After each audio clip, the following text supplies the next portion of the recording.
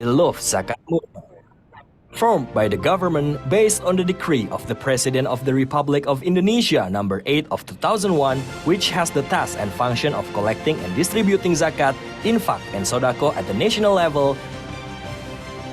Basnas is spread throughout Indonesia and coordinates provincial Basnas, Regency and city level Basnas, Amil Zakat institution, and zakat collecting units in various institutions, as well as international zakat institutions. By bringing the spirit to become the leading institutions to enhance the welfare of the Ummah, Basnas has received various awards as a form of public trust as an accountable institution, including ISO 9001-2015 certified, audited with unqualified audit opinion since 2002, the award of intensity, consistency, and innovation in the response of COVID-19 from BNPB, the Championship Award in Capacity Building and Leadership Award in Community Development and Philanthropy from Global Good Governance Award in 2022, Best Business Transformation and Best Indonesia Customer Quality from SWA. By maintaining the spirit of zakat management based on Islamic law, trustworthiness, expediency, justice, legal certainty, integration, and accountability, Badan Amil Zakat Nasional distributes and utilizes according to the Sharia to aid Asnaf, and it's summarized into 5 main sectors. Humanity,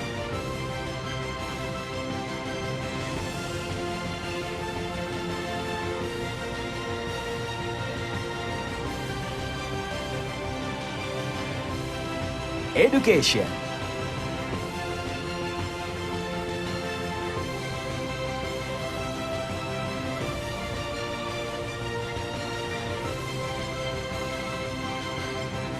health,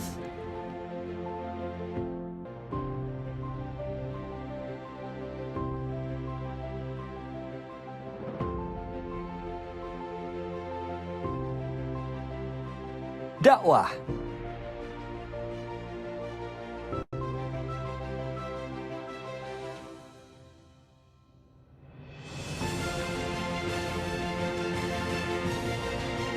and economy.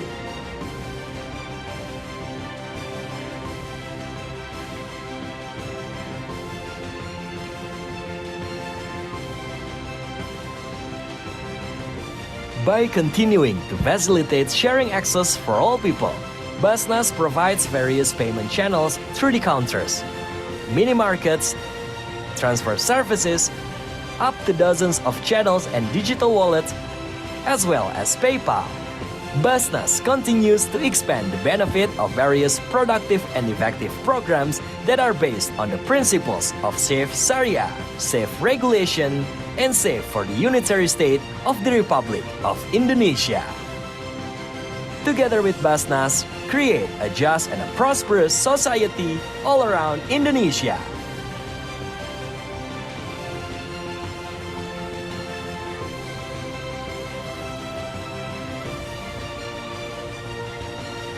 Basnas, the leading institution to enhance the welfare of the Ummah.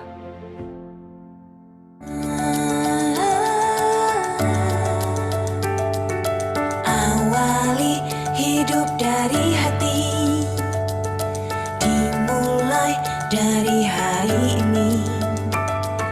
Jalani amanah sepenuh hati untuk berkah cerahkan Indonesia. Hangatnya kebersamaan, penuh kasih, tulus melindungi, bersama saling membantu, sesama tanpa henti, untuk menyambut hari dari hati. Jadi berkah kini dan nanti bersama dan syariah, wujudkan sesuai hati.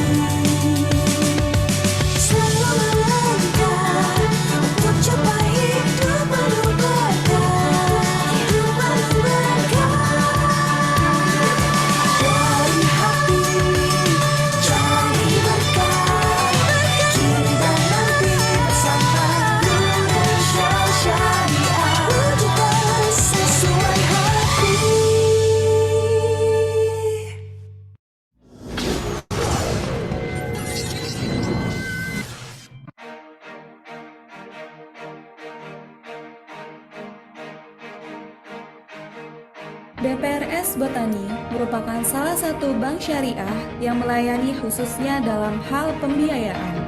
BPRS Botani mulai dirintis sejak tahun 1992 dengan nama awal BPRS Bina Rahma. Pada 27 Juni 2013, PT Bogor Life Science and Technology atau PT BLST yang merupakan holding company Institut Pertanian Bogor telah melakukan akuisisi saham PT BPRS Bina Rahma. Hal ini yang menyebabkan BPRS Bina Rahma berganti nama menjadi BPRS Botani.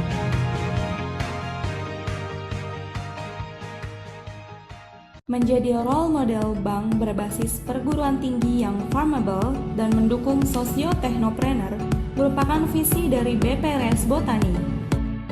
Mengembangkan layanan keuangan syariah yang terdepan dalam inovasi, menjadi role model bagi lembaga keuangan syariah yang sehat, profesional, dan memberdayakan masyarakat. Menjadi bagian dari pusat pembelajaran lembaga keuangan syariah merupakan misi yang tengah dijalani oleh BPRS Botani. Tidak hanya memenuhi kebutuhan akan pembiayaan UMKM dengan produk-produknya yang inovatif, BPRS Botani turut serta dalam mensejahterakan sivitas IPB, baik dosen, karyawan, sampai dengan pedagang sekitar kampus. Hal inilah yang menjadi salah satu keunikan yang ditawarkan oleh BPRS Botani. BPRS Botani siap menumbuhkan giroh syariah.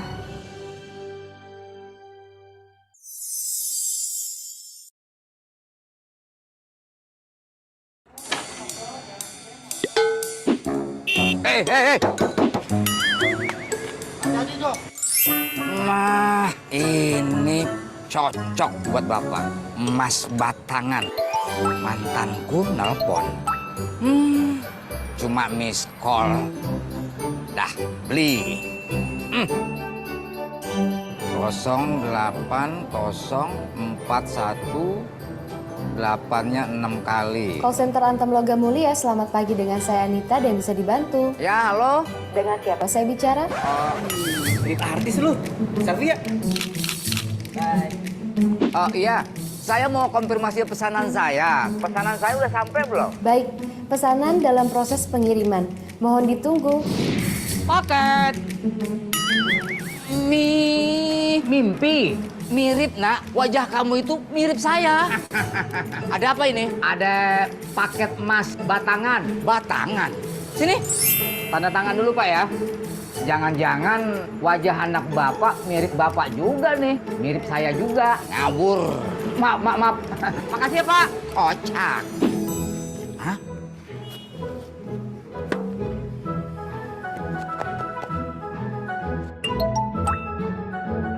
Ada apa ya Pak? Itu maksud kamu apa, ha?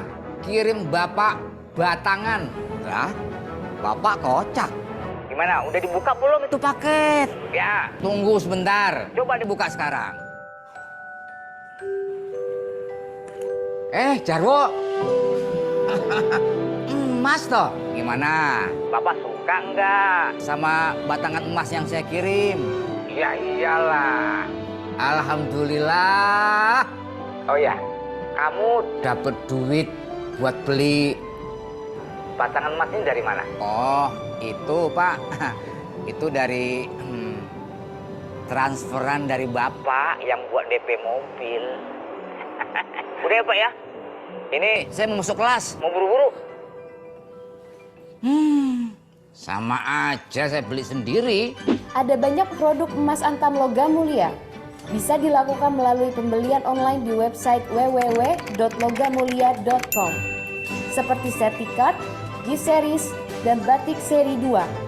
Dan produk-produk yang tidak tersedia di website seperti bezel, jarum uji, dinar, dirham, dan produk perak lainnya.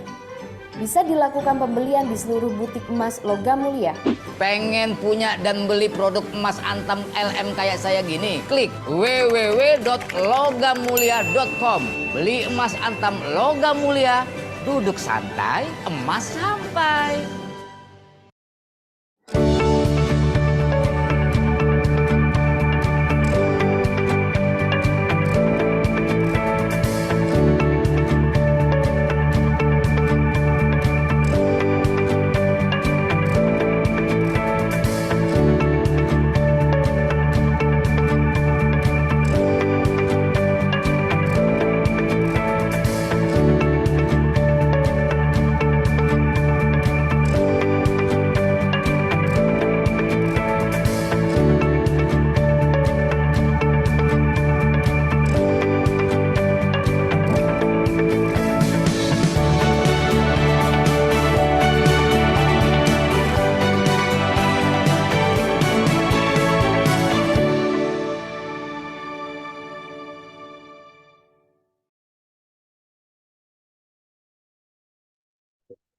Ladies and gentlemen, as we will begin our first lecture shortly, may we invite everyone to kindly take your seats in front of each of your screens.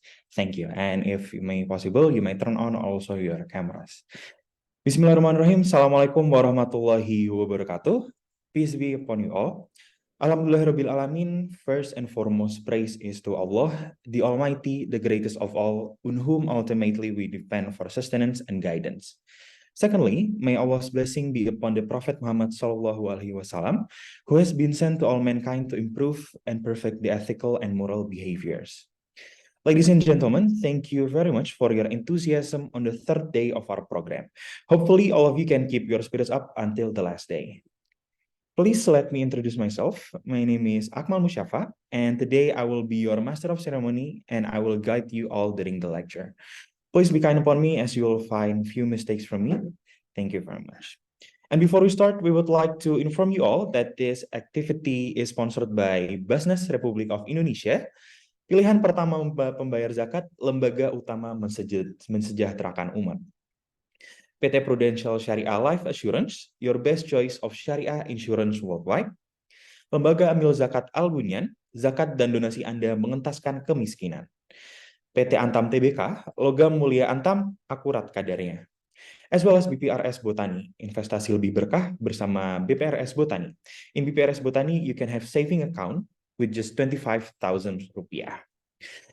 Ladies and gentlemen, our first lecturer for today's agenda has already been here. Please welcome Professor Dr. Raditya Sukmana, SEMA. Assalamualaikum, Professor. How are you today? Okay, I'm sorry. Can you hear my voice? Yeah, I can hear you. But can you hear me? Okay, your sound is a bit muddy on your side, but yeah, we can hear you.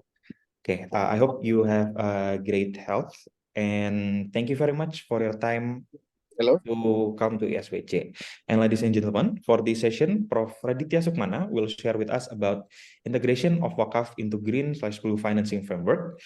And Professor Raditya Sukmana is a professor and also lecturer in Department of Islamic Economics at Airlangga University, Surabaya, Indonesia. He is an expert in wakaf management, Islamic capital market or sukuk, Islamic microfinance, and also Islamic economics. He also has a few awards achieved by him, and he has completed many researches and has presented numerous papers at conferences in relation to Sharia and Islamic finance and banking. His published paper under the title of The Role of Zakat as an Islamic Social Finance Toward Achieving Sustainable Development Goals, a case study of Northern Nigeria, certainly signified his expertise in the field of zakat. Professor, we are very honored to have you with us today. And before we continue, Professor, please allow me to ask, would you rather have a Q&A session during the presentation so that participants can ask questions in the middle of your presentation, or would you rather have a Q&A session at the end of your presentation? I prefer at the end. Okay, thank you, Prof. As Professor Raditya Sukmana has said, all participants will be given the opportunity to ask questions after he has finished his presentation. To anyone who wants to ask questions, you can leave your questions via the chat room, or you can use the raise hand feature on your screen, and then our host will allow you to ask to the lecturer directly. It can be questions related to what he will deliver today or questions related to his area of expertise. Okay, ladies and gentlemen, without further ado, let's begin our first lecture to Professor Raditya Sukmana. The time and screen is yours, sir. Thank you, Ahmad. I hope everyone can hear me clearly. Bismillahirrahmanirrahim. Assalamualaikum warahmatullahi wabarakatuh.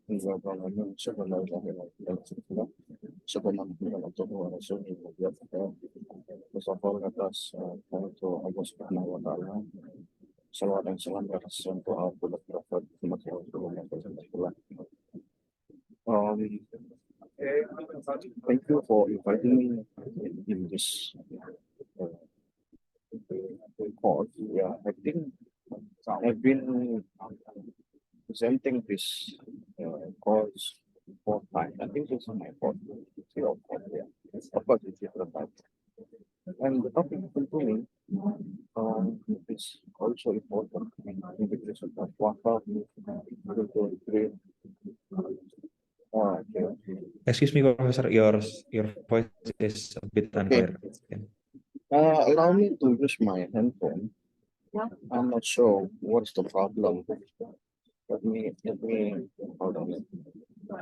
Let me join my other gadget.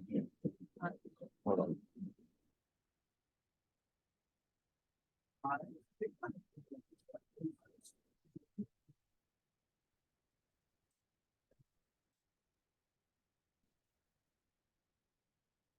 Okay, please.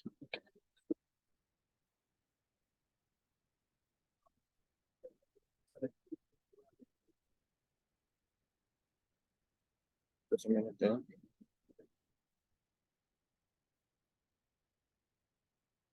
Just admit. I've, I'm trying. Okay.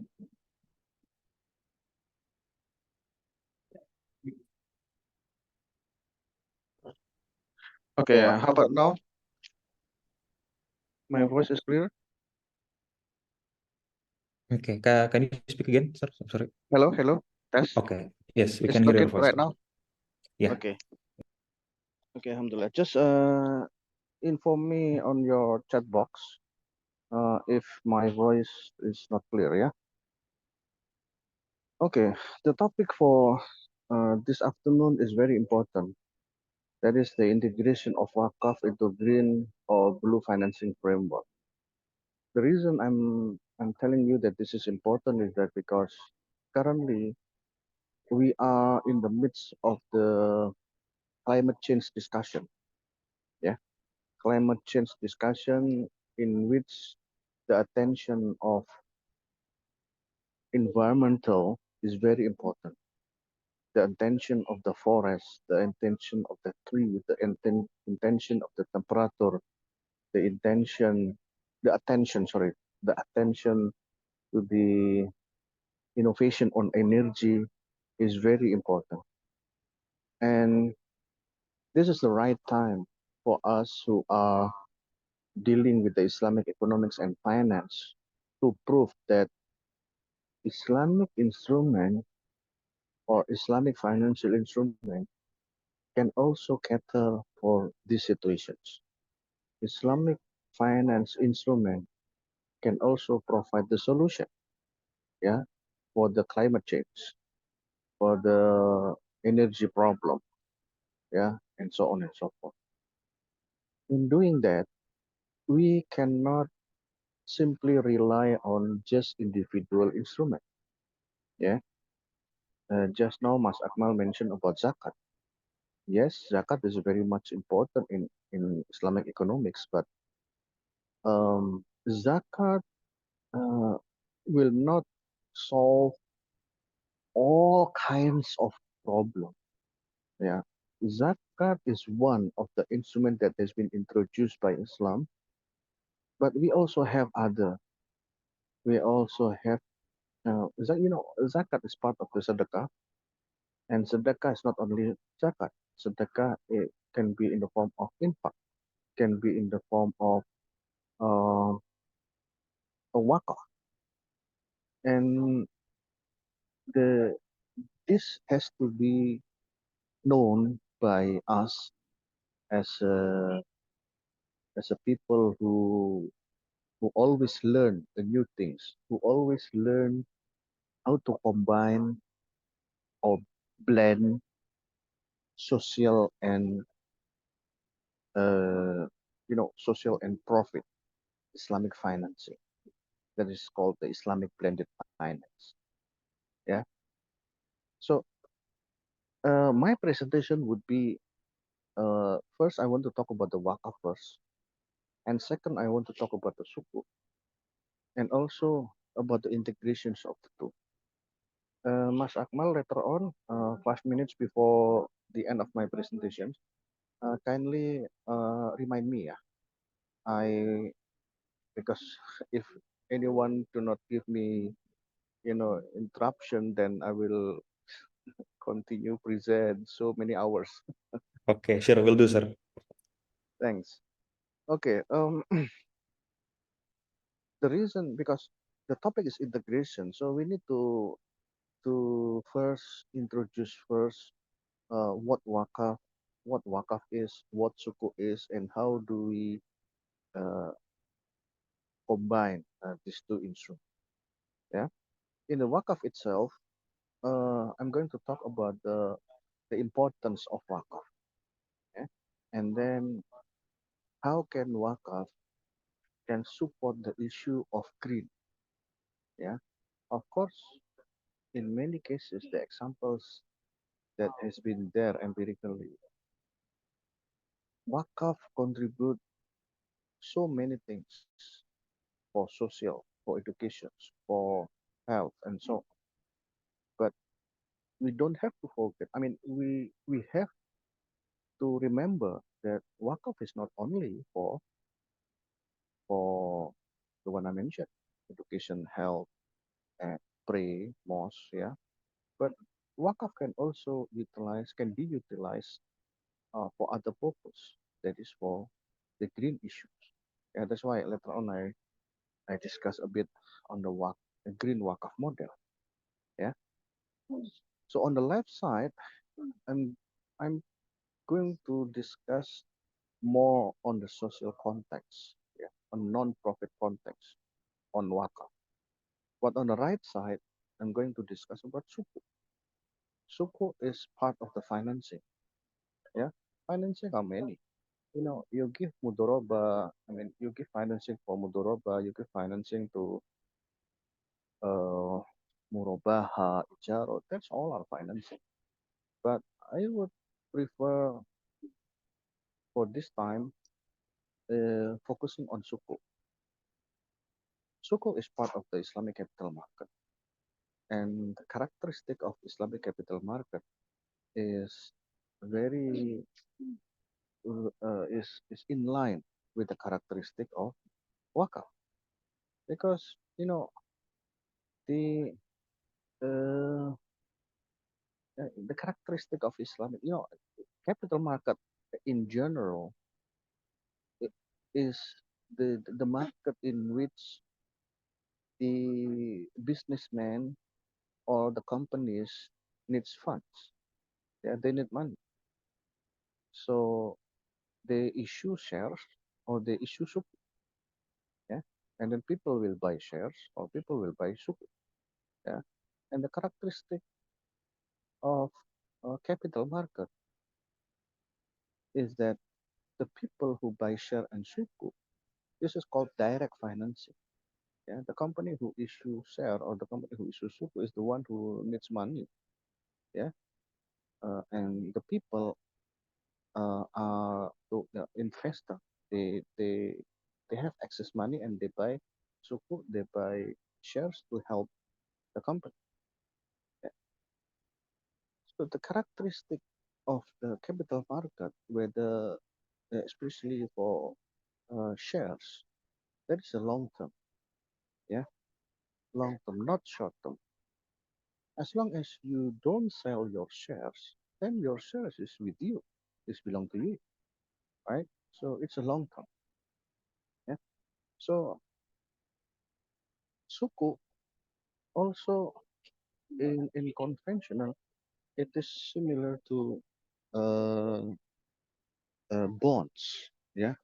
If we understand bonds, then it will not be difficult for us to understand what suku is. Yeah. Suku in many textbook, it's written as Islamic bonds. Yeah. So in this context, I will explain about the state suku.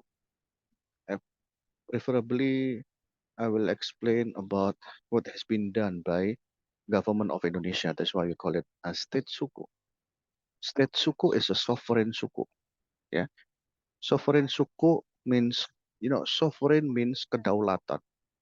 So the meaning of sovereign suku is that it is suku that has been issued by government. That means government needs money, and the people who buy suku, the people are the suku holder or the investors. Yeah? And after I mentioned about the state suku, then I move to the next, which is retail green suku. Yeah, and this also already uh, happened in Indonesia. So once I explain wakaf and suku, then I try to integrate. Yeah, how can we integrate wakaf and green financing in the form of so yeah. Uh, just now I read on the chat box, my voice is not very clear. Is it right? Is it really that my voice is not clear? In my How end, about your now? voice is clear. Maybe you can just speak louder, or maybe just put your mic a little Okay. closer. Okay. Thank you. I hope this is better. Yeah, Nias Mahrum. Yeah. Okay. Okay. Let me move. Uh, you know, I'm going to talk about Waka first. The reason I show this picture, this picture is uh okay. Yes, thanks. Yes. Okay. This picture is really uh it is not picture in the heaven. It is really in the earth. Yeah, in our in in part in the southern part of India. This is called Maldives. Yeah. You see this one? There's a very nice, very clean. But look at the story of Maldives. Yeah, I've been in Maldives. Yeah, several years back before COVID, and you know the picture that you saw in the screen right now is the country of Maldives. This is island, and this is also island. And this is island is only airport. Yeah, and this is island. This is the city. So if you go to the airport, then you have to go with boat. Yeah, speedboat. Yeah, or if you read this one, Sinamale Bridge, or you go with the bridge. At that time, when I was there, the bridge is still under constructions, but I believe now it's already finished. Yeah, but if you see, once when I was there, I took a picture of this China Maldives everlasting friendship. So when I read this one, I understand that okay, Maldives is getting a financing from. Hold on, let me just hold on. Maldives is getting financing from the China. Yeah, when I read this one, so this uh, China Maldives everlasting friendship, it is written in the bridge. Yeah, when I was there, it is written in the bridge. Then I know that the funding for constructing the bridge is coming from China. A few months after that, then I read this one. I read in the newspaper, Maldives could relinquish control of an island as Chinese loan and pressure mounts. So what does it mean? If you read this title, you know what it means, right? This title shows that this is a question mark. Can Maldives control their own island when the Chinese loan is getting bigger and bigger? And this is a question mark. So this title actually shows us that, well, loan from China is so big that the Maldives could not repay back the loan. And what is the consequence? Well, China, since they are sorry, China when sorry, can the host mute? Okay. Well, China as a creditor, they can negotiate so that the China can switch, yeah, switch from getting the loan from, I mean, getting the payment, the installment from Maldives. China can offer to, to control a few islands of the Maldives until maybe almost 100 years. Yeah. So that's the thing, the dangerous of getting loan. Yeah. Why I mentioned about this one. If you look at this title by Prof. Murad Sizaksa, this is I many times I explain about this one in several seminars that I've been a presenter. Yeah. The reason is that this writing by Prof. Murad Sizaksa is very, very important. If you look at this, yeah, if you look at this, the title is Wakaf in History and its Implication in Modern Islamic Economics. He wants to explain how important of Wakaf in the history, and he wants to show to us that we should take Wakaf in the contemporary era right now. So he said that if Wakaf, if we can develop Wakaf, then it will bring no cost to the state.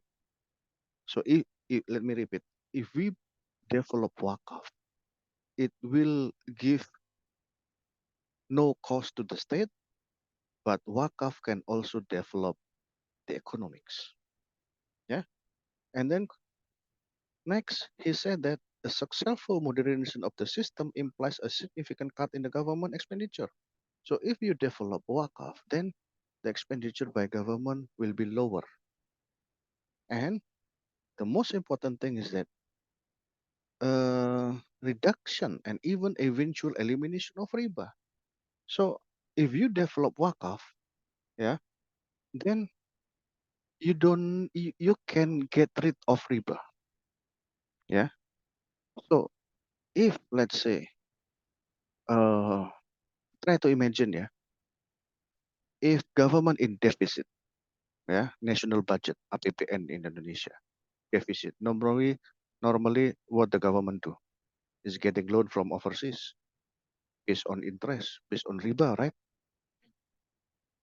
But what if the important sector such as health, such as education, yeah, such as infrastructure is developed by the Wakaf concept by the people, not the government. So if many sectors of the government, like health, like educations, like infrastructures, has been developed by the people via Wakaf, then the burden of the government will be lower. And from the initial deficit, they can go for surplus. If the government have a surplus budget, then do they need to get the financing from overseas, which is based on riba? The answer is no. So this is the importance of Wakaf. Yeah. So if you look at this Maldives, yeah, this is the bridge. How can we change or how can we replace? So if they want to bring, for example, like this, yeah, they don't have money. I mean, uh, the government doesn't have money, for example. Yeah. This is the bridge that they want to build connecting one island to the island in which the airport is there. What the government can do? The government can go with the people, can bring all the Maldives citizens to collect cash wakaf, yeah, and then build this bridge, yeah. Once the bridge has been finished constructions, anyone who go across the bridge, they have to pay, yeah, they have to pay. Anyone, the tourists, yeah, overseas tourists, anyone has to pay because this is wakaf. Then the profit, yeah, from this bridge can be distributed to Mawqaf Alai for building house, for building schools, building hospitals, giving scholarships to the student, and so on and so forth. So they can ask the people for cash wakaf to build this one. So the government of Maldives do not have to get financing from other country, from China. They don't need it. Yeah. So this is the idea. Yeah. how can Wakaf develop the economic and social? So here, just want to let you know that during the Ottoman Empire, Wakaf is very important. Yeah, a person who born in the Ottoman Empire, yeah, they born into the Wakaf house, which means hospital. They sleep in the Wakaf bed. Yeah, they ate and drank from the Wakaf properties. They read Wakaf books. Yeah, learn in the Wakaf schools. Yeah, school based on Wakaf, of course. Receive his salary from Wakaf administrations, which means the company, the shares of the company is Wakaf. Yeah, when he died, he put a Wakaf coffin and buried in the Wakaf cemetery. So if you read this one, yeah, every single person when they born until they die, they exposed to the Wakaf so routinely. They exposed to the Wakaf so much from they born or they were born until they die. They were exposed to the Wakaf so intensely. Yeah. So now I move to green Wakaf.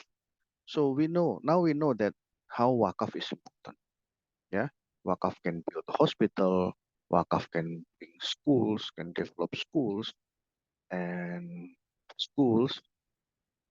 Now to try to remember that Wakaf is not only able to develop or construct, make a constructions of the schools, but Wakaf can also be designed for business purposes, and the profit will go to the schools.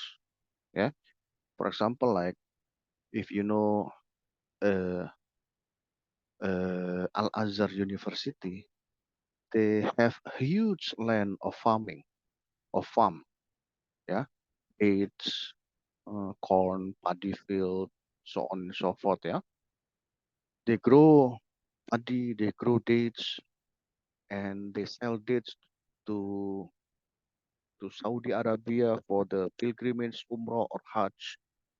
So they earn a lot of profit, and the profit goes to Al Azhar University student, Al Azhar University lecturers.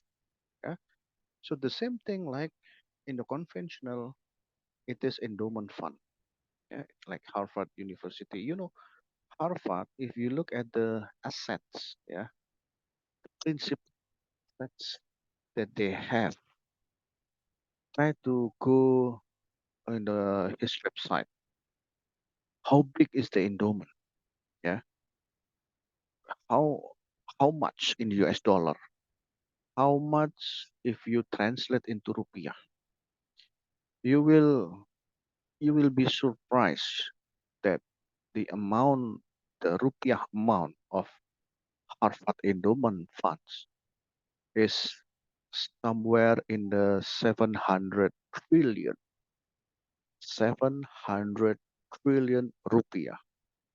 While you know how big is the budget from Indonesia? 2,500. So budget from Indonesia 2,500 triliun, 2.500 triliun. And the endowment fund of Harvard 700 triliun. Kekayaan dana abadi Harvard University 700 triliun. Can you imagine? 700 out of 2,500. Yes, it is less than half. Yes. But you have to remember that this 700 trillion is owned by only one university. Yeah. It's not a country. It is a university. Just one university. Try to imagine. This is so huge. They can develop, yeah. Of course, Harvard University have human resource experts in the field of finance. So they can use this endowment fund. They can buy and sell shares in the stock market, so on and so forth, so they can gain a lot of profits for the operations of Harvard University. Now we go to the green wakaf. Yeah, like I mentioned, green wakaf is an attempt. Yeah, if you look, this is the definitions, but basically, green wakaf is an attempt whereby wakaf can also go into the green sector. Yeah. So, for example, if you know the mawkuf of wakaf or the wakaf assets can be in the form of tree. Yeah.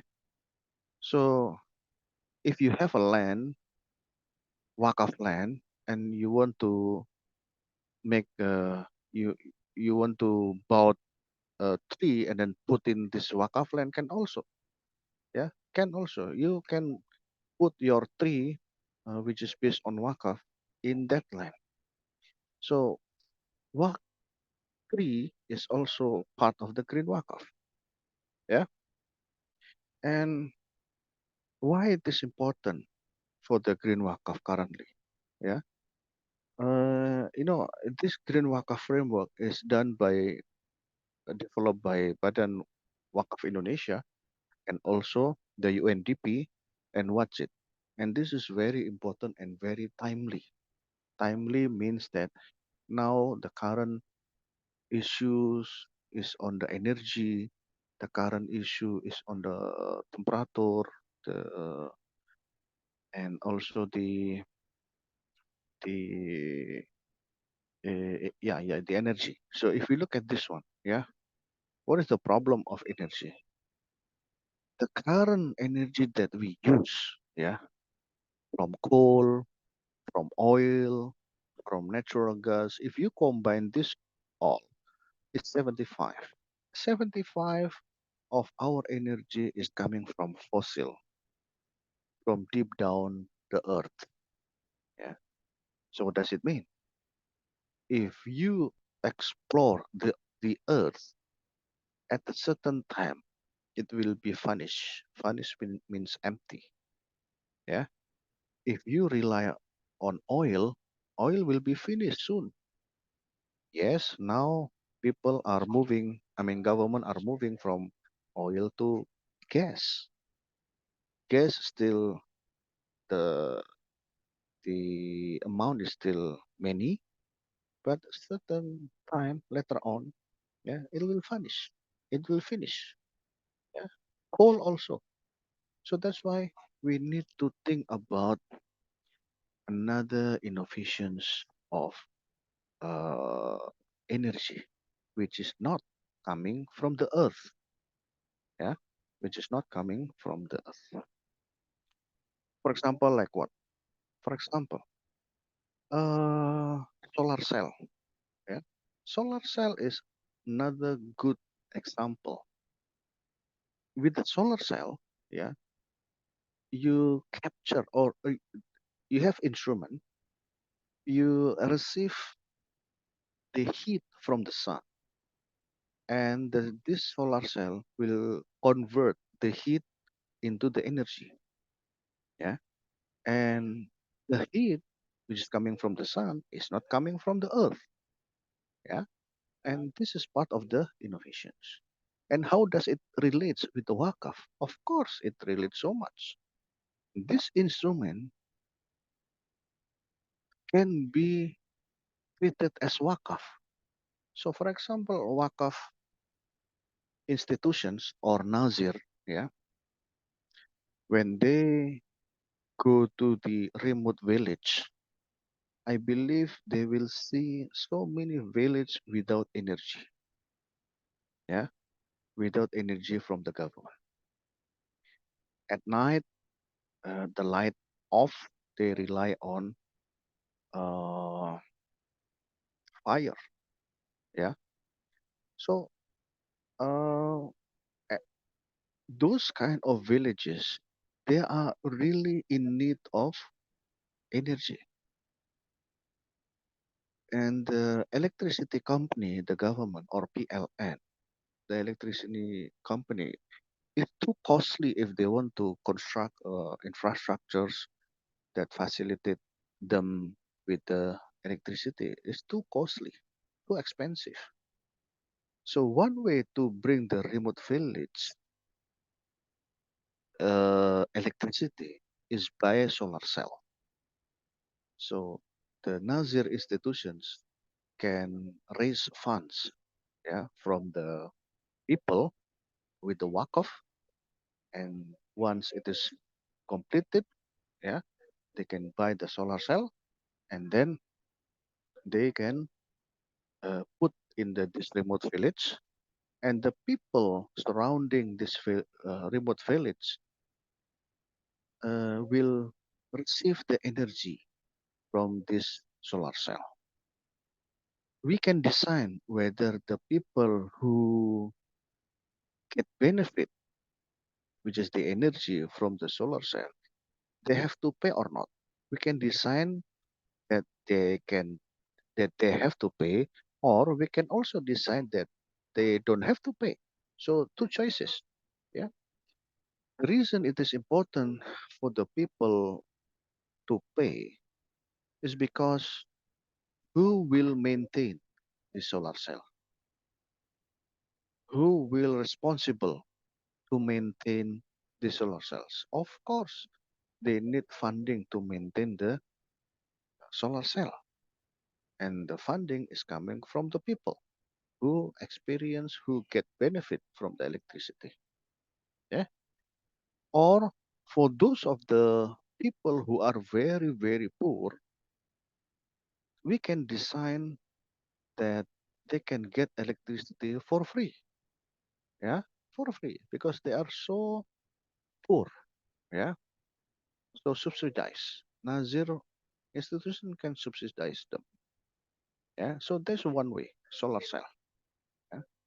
Or another example, yeah, for the remote village other than solar cell is for them to buy micro hydro. Yeah, micro hydro. You know, if you have a river, then the river flows. Yeah, the water are so huge, the abundant, and then the river so very flows very fast. Yeah, and you put the micro hydro there, so it will move the generator. Yeah, it will move the generator and then convert this uh, this micro hydro generator into the energy, and this energy can be used by the people surrounding this village. This is especially for the village who has a river, flows of water that flows very fast, and they can put the generator there. The reason that is important is because the energy is coming not from the earth, yeah, not from the earth, but from the moving of the water, the flows of the water, and they can create energy. And again, the infrastructure for the micro hydro, the Nazir can raise funds from the wakaf. Yeah, for example, the price is 10 million rupiahs, let's say. The Nazir can make a promotion, socialize to the rich persons to donate cash wakaf, and then the Nazir can buy the micro hydro and put in the river so that people surrounding it can get the electricity. So micro hydro, solar panel are part of the green wakaf, yeah, because this is actually to utilize the environment for the benefit of the people without damaging the environment. This is important, without damaging the environment. Yeah. So, what is the steps? Yeah. The preconditions. There are four steps. Yeah. From this book. Yeah. From this book. Yeah. precondition stage, develop awareness.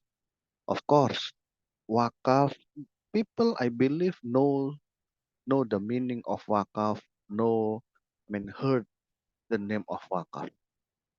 But if we ask further, how can wakaf, uh, how wakaf support, uh, hello, hello, is it okay? I Hello, think sir. yeah, I have a problem with my laptop. So if uh, Anissa, can you help me with the sharing screen my file? Is it possible? Because I'm using my, is it, okay, okay, thanks. Yeah. Okay, sorry to about this one, yeah. So first is it's about the preconditions. In the precondition, it is about the awareness. Yeah. The awareness of the people does not know much about the wakaf. So we need to make the awareness. Yeah. Roadshow to the potential strategic stakeholders. Yeah. Uh, and a preliminary study to prepare the next stage. And also, next is the consolidation stage, whereby it is about the political will by the government. Yeah. And also the human resource have to be in the, proper skills. Yeah. The technology, the suitable technology for this purpose, the financing. Yeah. And then project development stage. Yeah. Pilot project. We need to do a pilot project first. Yeah. And then uh, pilot project to make sure that this is feasible. Yeah. And then monitoring, evaluations, reporting. Yeah. And then the last is the mainstreaming stage, collaborations, massive replication is important. Yeah, pilot project. The reason for pilot project is that we need to evaluate the existing one. Yeah, and then once we know how to improve, then we go for the massive replications. Yeah. Next, then we go for suku. Yeah. So before this, I explained about the wakaf and the green wakaf. Now we move to suku. Suku, as I mentioned, is part of the financing. Suku, state suku, yeah, utilization of the state suku. Here, if you look at this one, this is many of these are infrastructure in the form of building. You know, this building is funded by the suku, which means the governments issue suku, and then the people buy the suku, and then people receive the money, yeah, and then once people receive the money, uh, once the government receive money, then government will use the money to build this kind of building, bridges, so on and so forth. Yeah. So actually, this is uh, the fund is coming from the people. Yeah. So uh, next, now CWLS, CWLS, yeah, CWLS. If you look at this one, I don't have enough time to explain in detail about uh, this structure. But basically, if you go to the right, yeah, that's the Kementerian Keuangan, which means the finance ministry, yeah. And then you have Nazir there, Badan Wakaf Indonesia, and on the left is the Mitra Nazir, Nazir Partners, yeah, and also on the left is Wakif, yeah. So here the government issue sukuk, and then Nazir will buy the sukuk with the cash wakaf. Ya, Nazir is Badan Wakaf Indonesia. They buy suku. They collect cash wakaf first, of course. The wakif send to the Mitra Nazir. Mitra Nazir, all Mitra Nazir have to send all the cash wakaf to Badan Wakaf Indonesia. And Badan Wakaf Indonesia can buy the suku. So of course, since this is suku, then government has to pay the profit. Yeah, the profit, the government pay the profit to Badan Wakaf Indonesia. Badan Wakaf Indonesia send the profit to Mitra Nazir, ya, dompet duafa, wakaf, so on and so forth. And then Mitra Nazir will give the profit for social purposes, for the hospital, for the scholarship, and so on and so forth. Yeah. Okay. Next. What is the advantage? It is safe. Why? Because it is combinations cash wakaf and sovereign suku. Suku issued by government. Yeah, it is trusted because it's government, not the private. It is simple because you can just go with your mobile phone and you can just make a cash wakaf. Yeah, productive, and the proceed, yeah, the money that is collected by the government will be used for productive purposes. And intact means if it is temporary wakaf, then the corpus or the principle the investor will gain the principle, yeah, the corpus, the principle later on in the due date, yeah, and bless barakah, yeah. Next, so this is the sequence of the CWLS performance, yeah.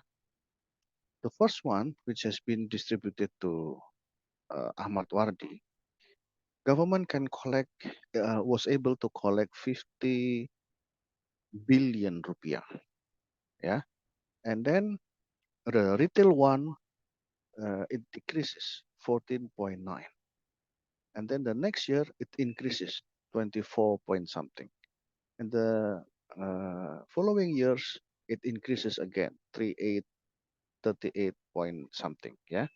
And then the next one is increase very significantly 500, sorry, it is a total, yeah, 550.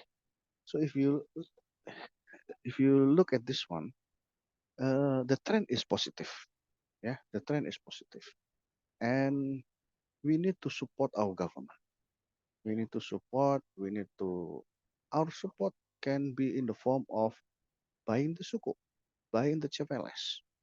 Yeah, because if you go for temporary for 2 years, then after 2 years you will get back your money.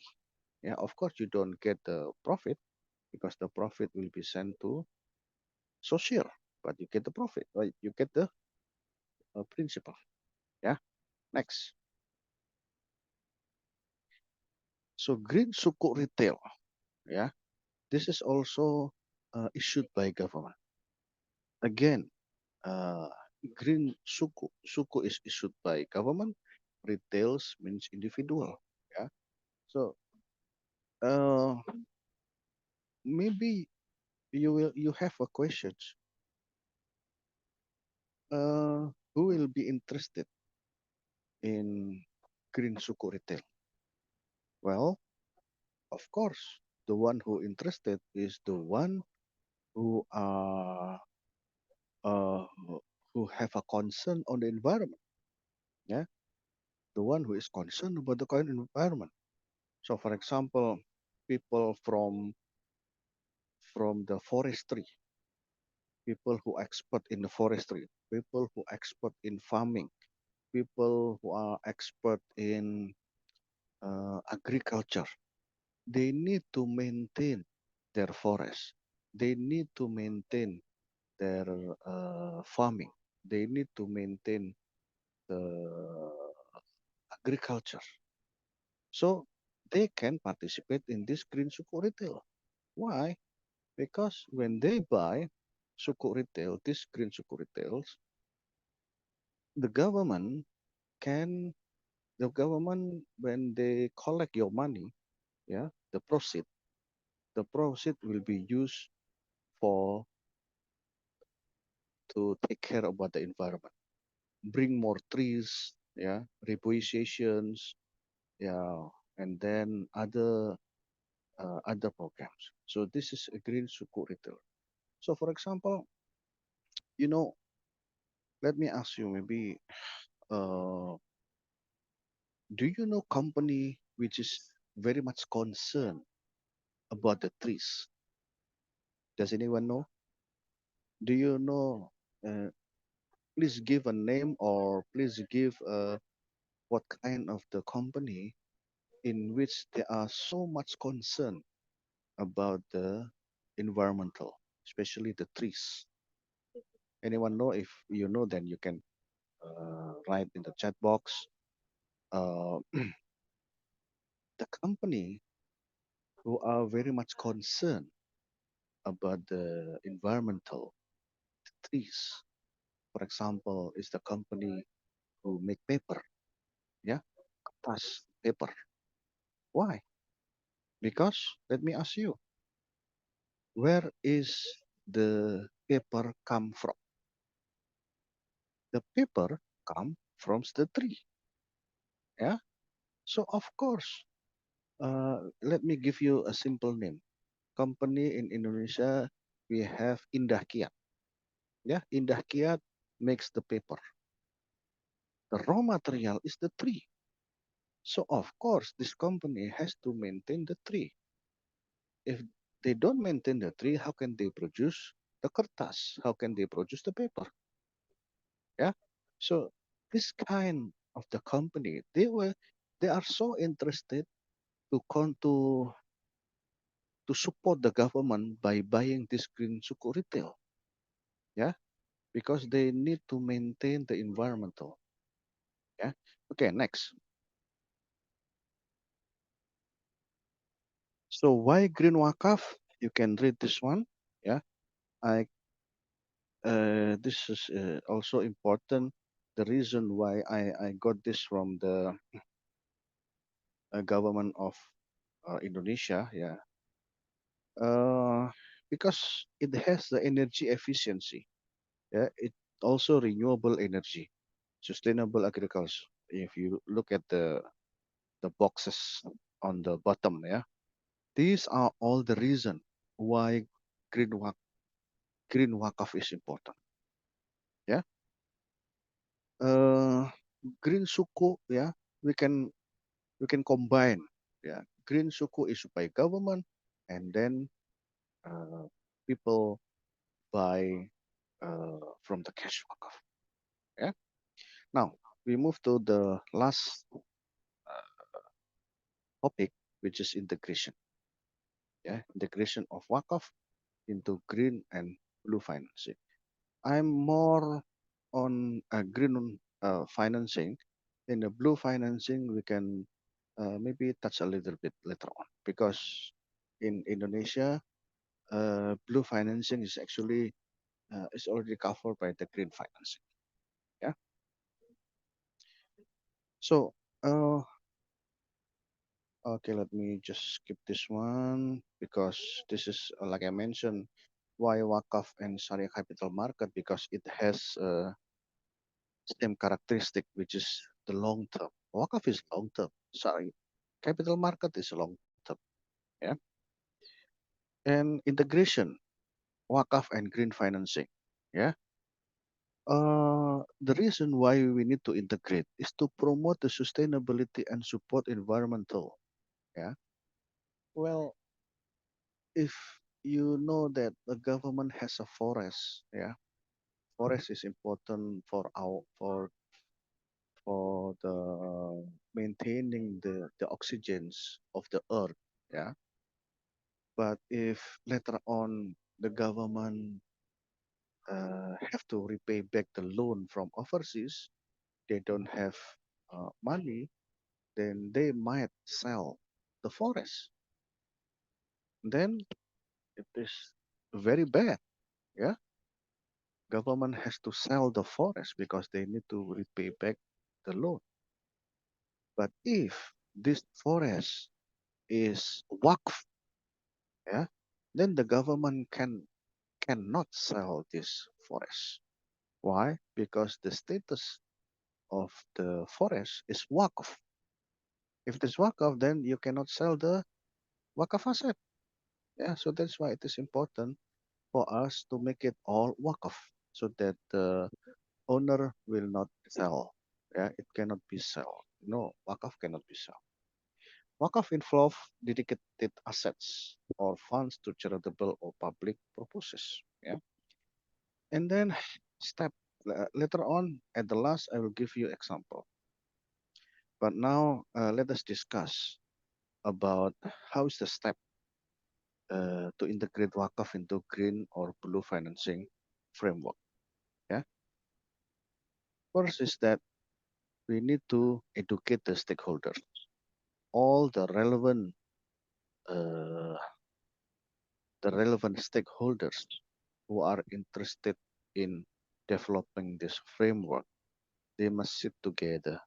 Yeah, they must sit together, uh, together to develop this two. Yeah, wakaf and then next, please go to the next. What is number two? Next, next. This one. Yeah. Number two, awareness campaign. Yeah. Number two, awareness campaign. Sorry. Number two, identify suitable wakaf asset. Of course. Uh, Sorry, I use my this. Yeah. Number two, identify suitable wakaf assets. So we know that wakaf asset can be in the form of land, but we also know that not all land are suitable. We need to identify which one is suitable. Yeah. Number three is engage local community. Of course, when we develop wakaf, we need to have a good communications with the local partners, local communities. If uh, it is very suggested that you should bring them in the project. Yeah, you should bring them in the project. Yeah. Number four, collaborate with the Islamic financial institutions. Why? Because somehow uh, collection for a project sometimes is difficult if in the form of cash walk-off. Yeah. Sometimes we need to combine with the business, with the investment, with the mudoroba, so on and so forth. Next, please. Okay, ensure compliance. Of course, your project has to be Sharia compliance. And next is awareness campaign. Yes, legal competition. Yes, of course.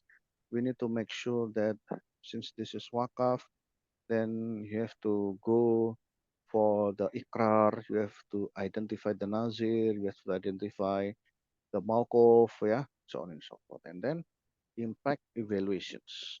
This is important because wakaf is very significant in developing economic and social. Next.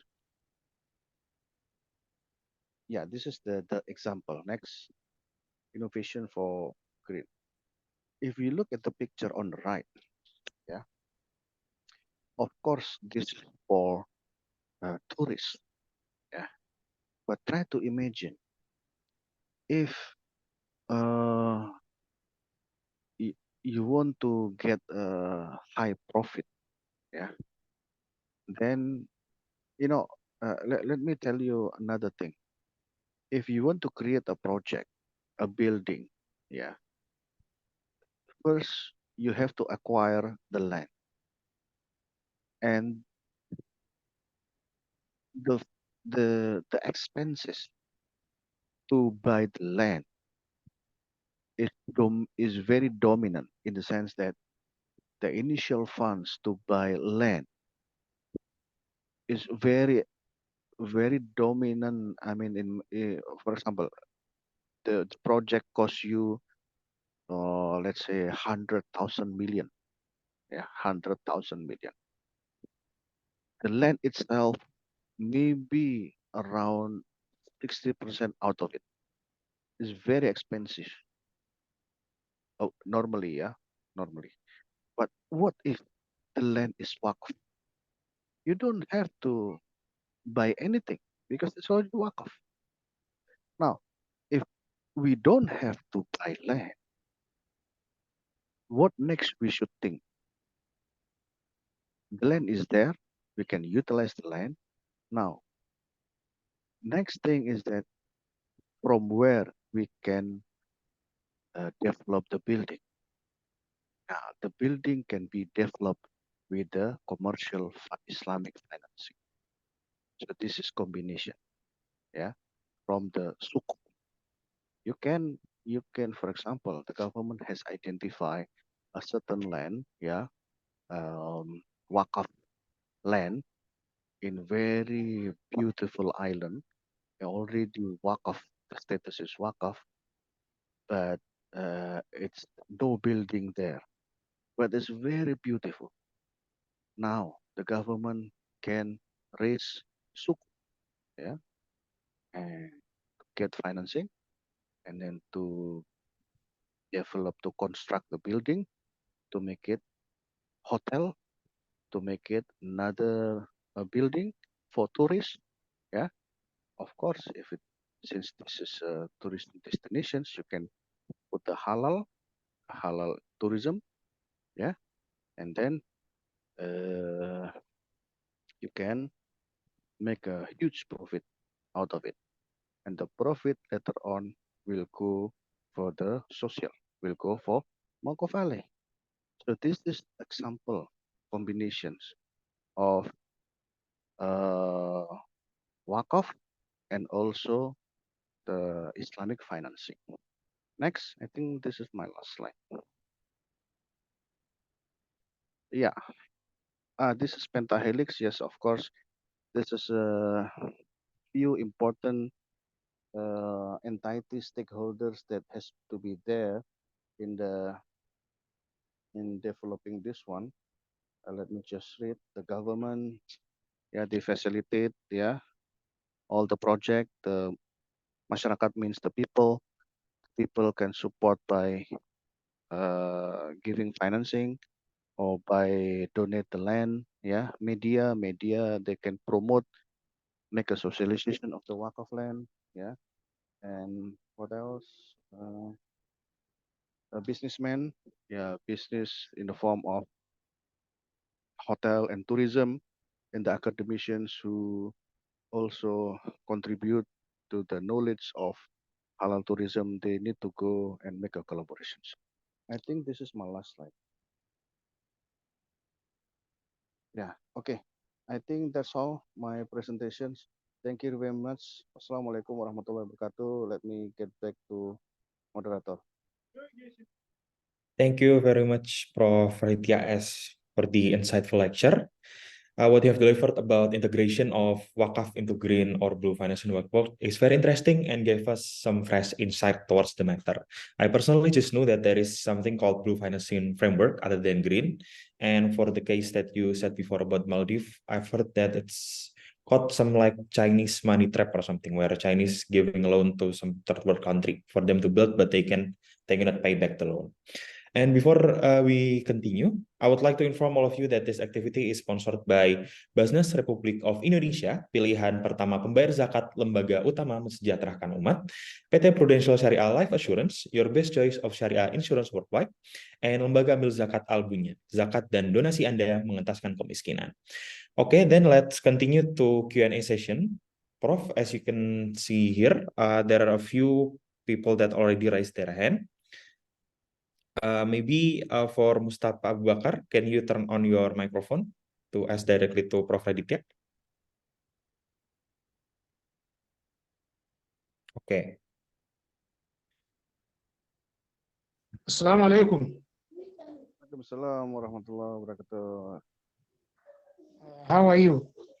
Good, I'm good. from Excellent. Nigeria. Okay.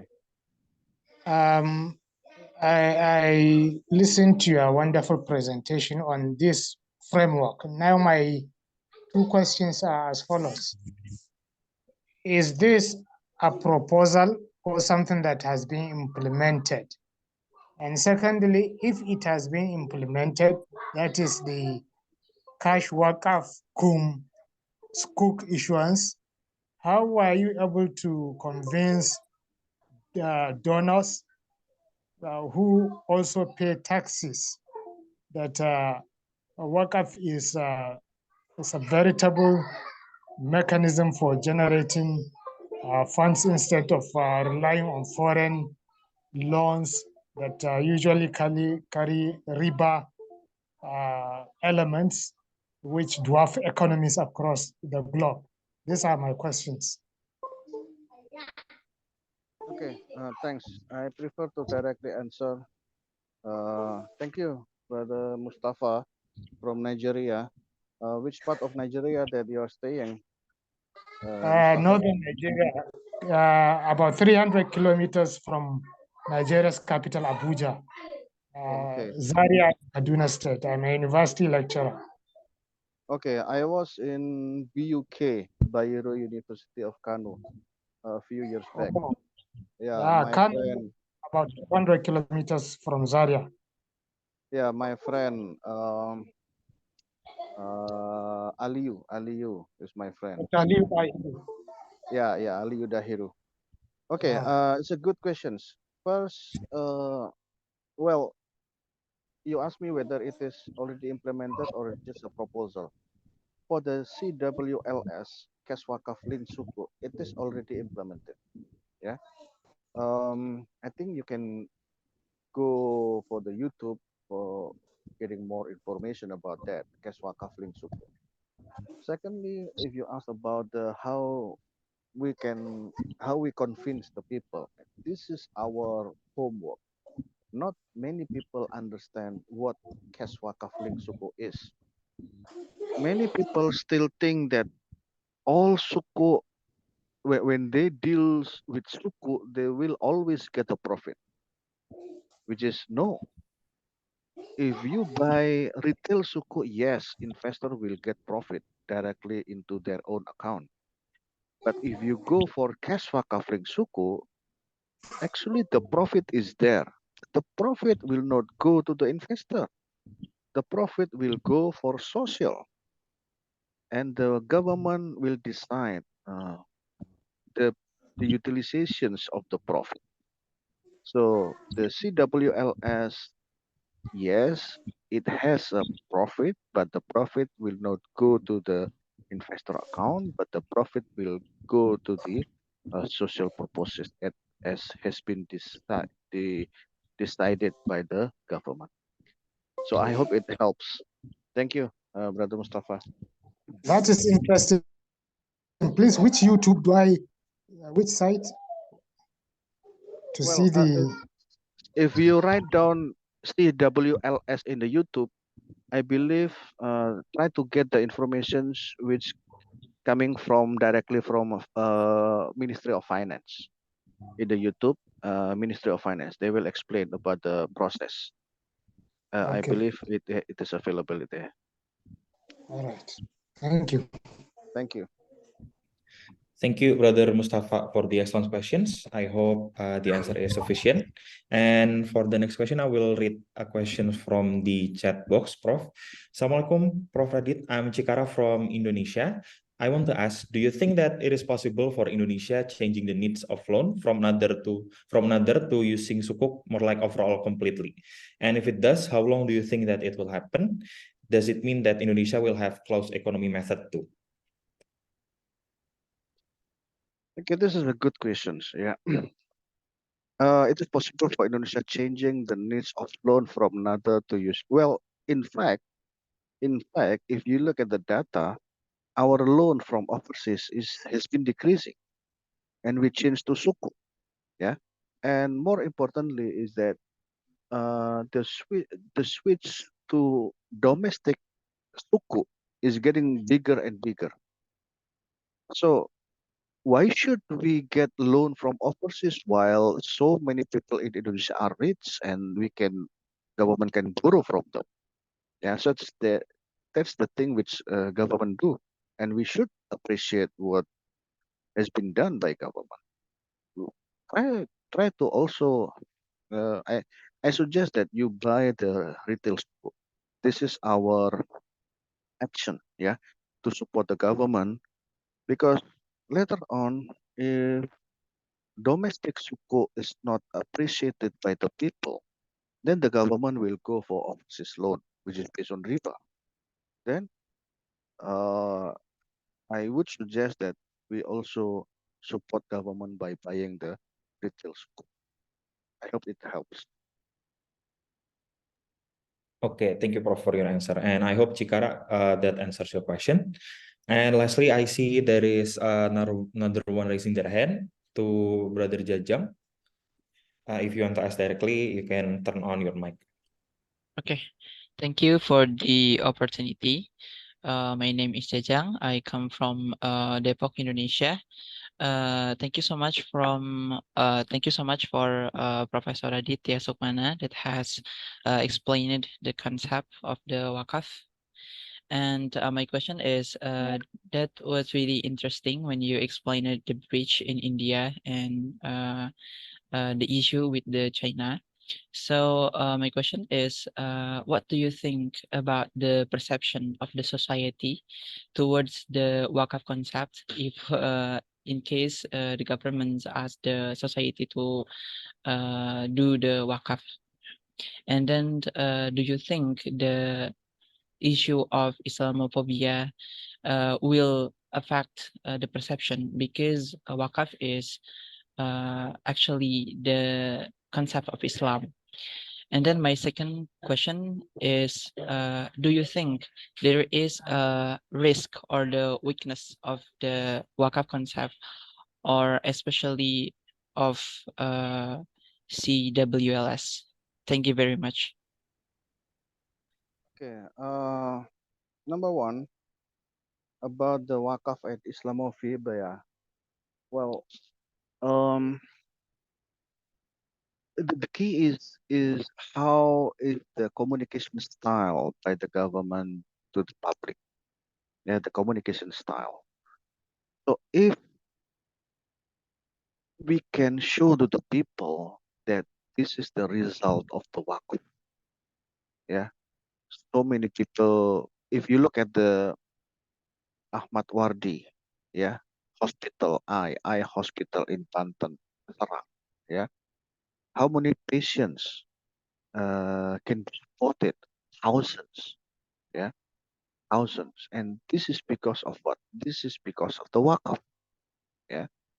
And another project, so many scholarship, so many people getting uh, uh, getting health facility, yeah. So many things. These are the thing in which the government should inform to the public that their achievement is because of the wakaf, yeah. So about the Islamic phobia, well, uh, again, we need to to be careful, yeah, in communicating things with the people, yeah, because government also uh, try to make people happy, yeah. I think my answer is the same with my first answer in the sense that we need to show that the the the need for the Muslim people is covered. Muslim people needs a cheap health facility. Muslim people need cheap or free tuition fee for school. And if the government can reach or can achieve, can fulfill the needs of the people, then I believe people will be happy. Yeah, this is the key. The key is the communications. Yeah, and mm, another strategy for the communication is that the government should regularly discuss with the famous persons, the ulama, the religious persons from so many background.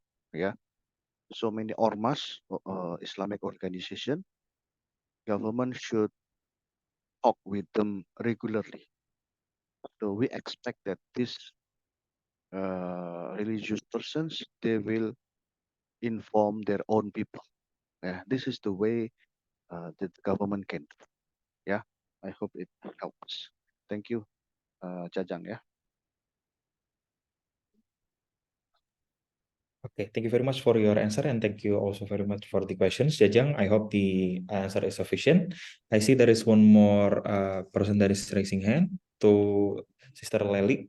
You can may ask to Prof. Raditya directly.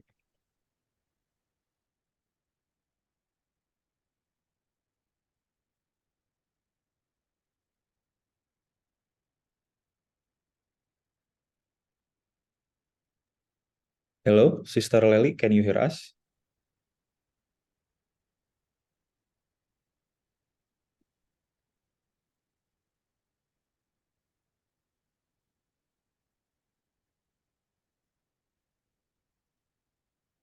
Okay, I'm going to wait for Halo, another. Okay, hello. ya, Okay. Assalamualaikum. Waalaikumsalam. Assalamualaikum warahmatullahi wabarakatuh. Sorry. Professor, I'm so sorry. Maybe, okay. I should turn off my video. Okay. Okay, Assalamualaikum warahmatullahi wabarakatuh. Assalamualaikum Prof. warahmatullahi Radit. wabarakatuh. Yes, Ya, how are you? Alhamdulillah. Alhamdulillah, Prof. It's a very interesting about what you've been saying about the initiatives. I'm interested with the initiatives stages cash wakaf, Prof. What I want to ask you is that, in your opinion, about in people in Indonesia, what stages now for the wakaf initiative? That's my first questions. And the second one is that, is there the Islamic Bank could take part for cash wakaf, especially in Indonesia, how to make, let's say, the stages become more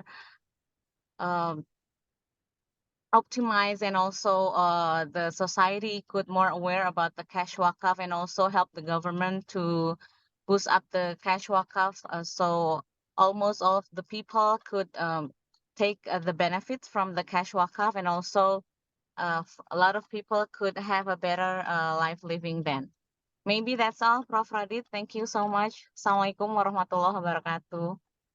Assalamualaikum warahmatullahi wabarakatuh. Thanks, Lely, for the two questions. First is about the states of Wakaf in Indonesia.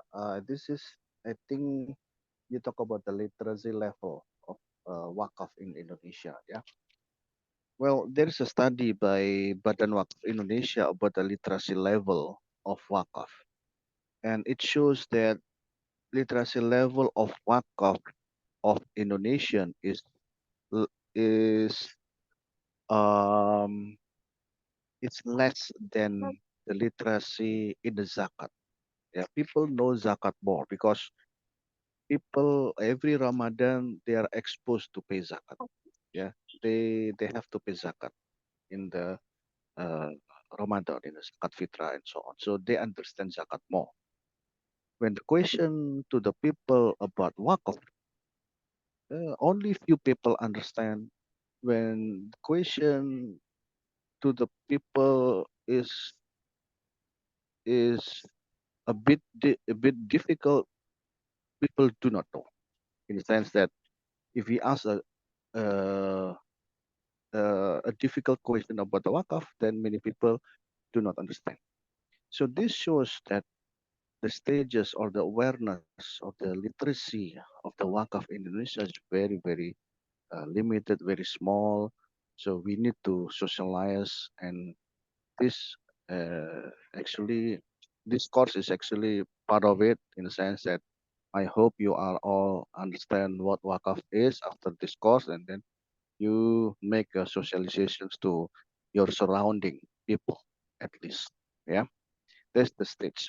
And secondly, about the contribution of bank. If you our regulations, just now we have regulations Indonesia UU P2SK, which give the opportunity of Islamic banks to be a Nazir. Yeah. Before that, Islamic bank can also contribute to the Wakaf, but only as an agent. But now is a player.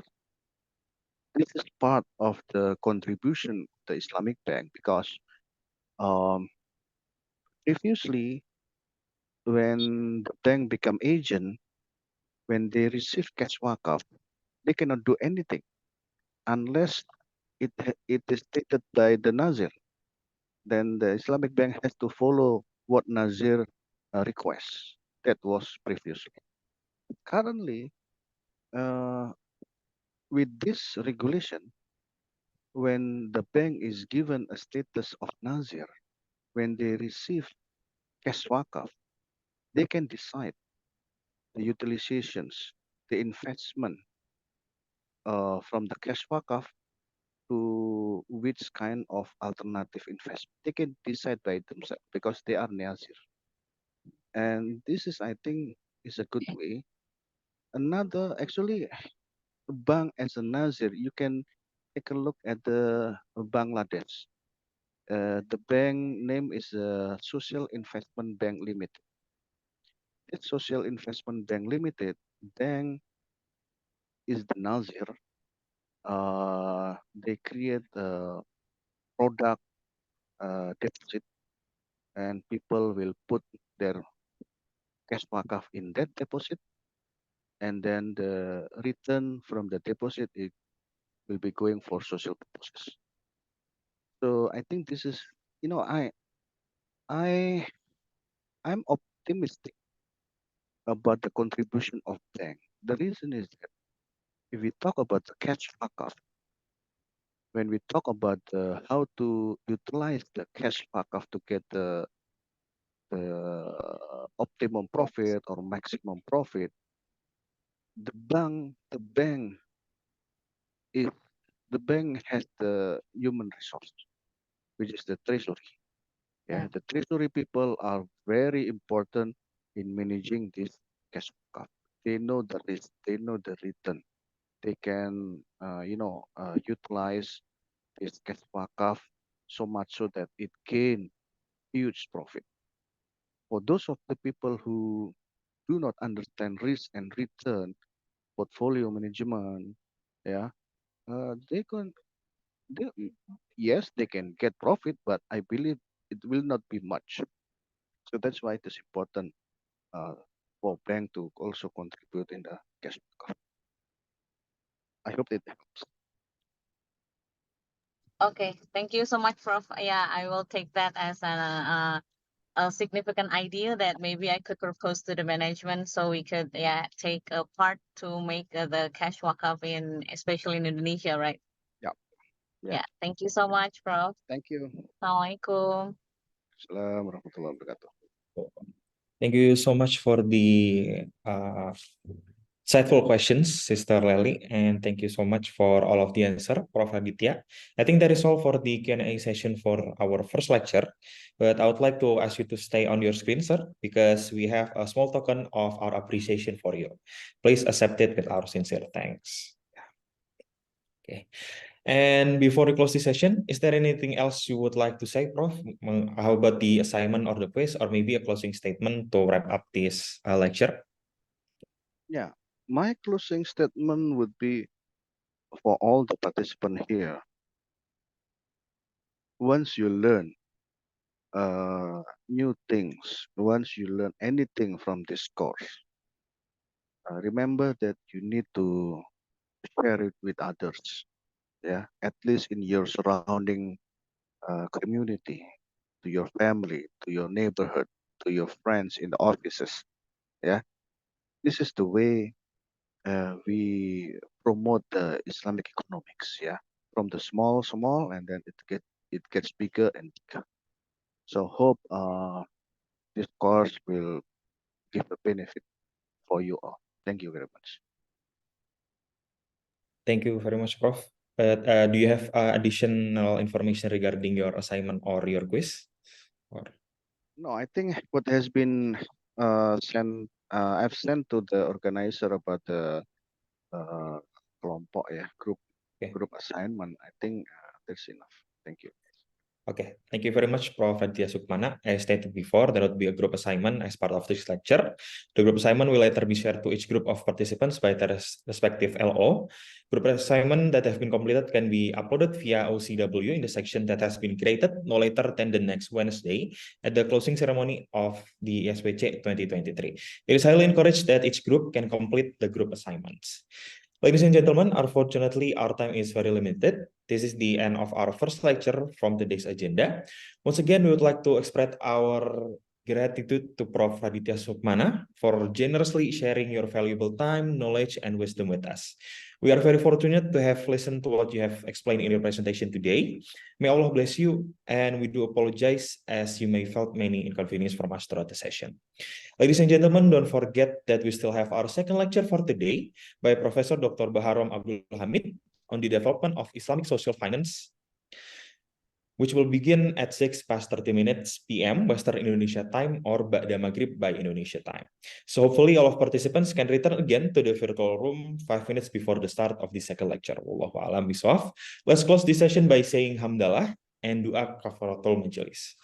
Wassalamualaikum warahmatullahi wabarakatuh. See you on the next agenda.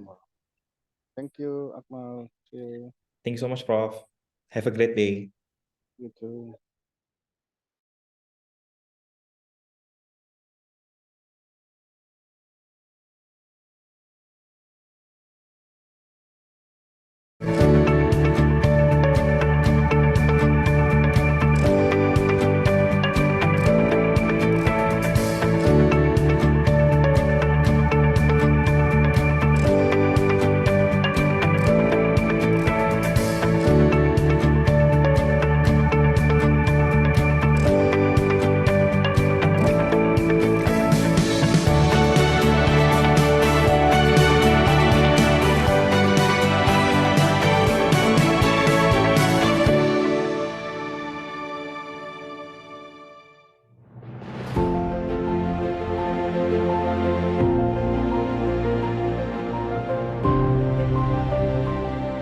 Through providing various benefit by being a zakat management institution in Indonesia, Badan Amil Zakat Nasional Basnas is here to invigorate the Love Zakat movement.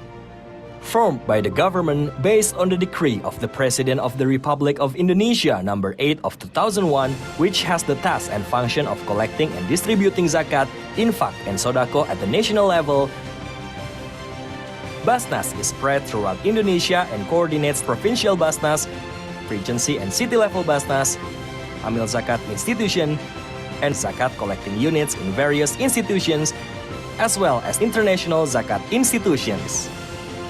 By bringing the spirit to become the leading institutions to enhance the welfare of the Ummah, Basnas has received various awards as a form of public trust as an accountable institution, including ISO 9001-2015 certified,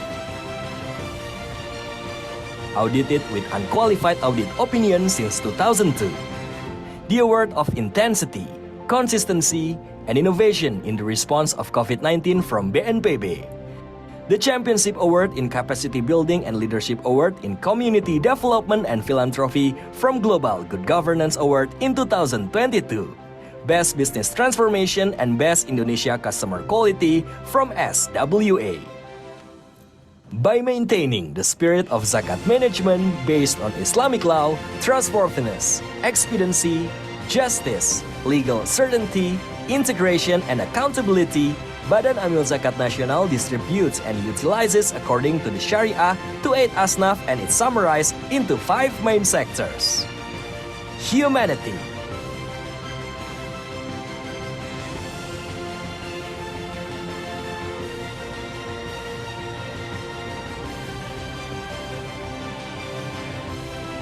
education.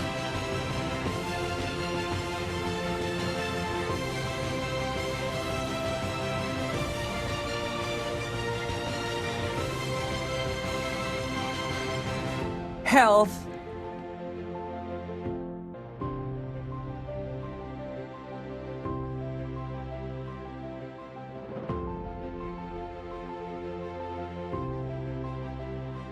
dakwah,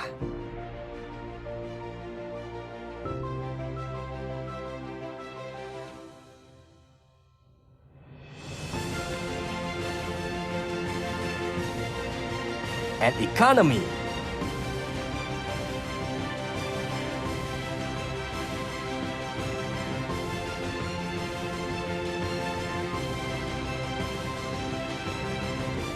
By continuing to facilitate sharing access for all people, Basnas provides various payment channels through the counters, mini markets, transfer services, up to dozens of channels and digital wallets, as well as PayPal.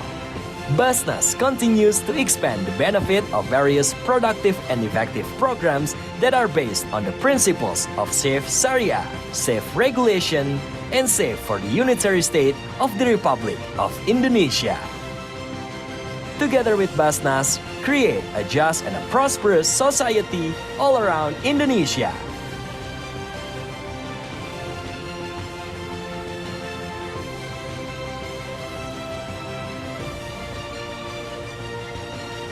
Basnas, the leading institution to enhance the welfare of the Ummah.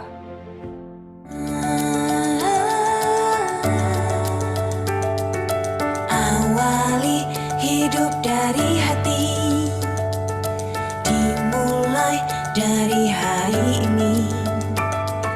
Jalani amanah sepenuh hati untuk berkah cerahkan Indonesia. Hangatnya kebersamaan, penuh kasih, tulus melindungi, bersama saling membantu, sesama tanpa hati, untuk menyambut hari. Dari hati jadi berkah, kini dan nanti bersama dan syariah, wujudkan sesuai hati. Selalu melangkah untuk capai hidup penuh berkah, hidup penuh berkah. Dari hati jadi berkah, kini dan nanti bersama dan syariah, wujudkan sesuai hati.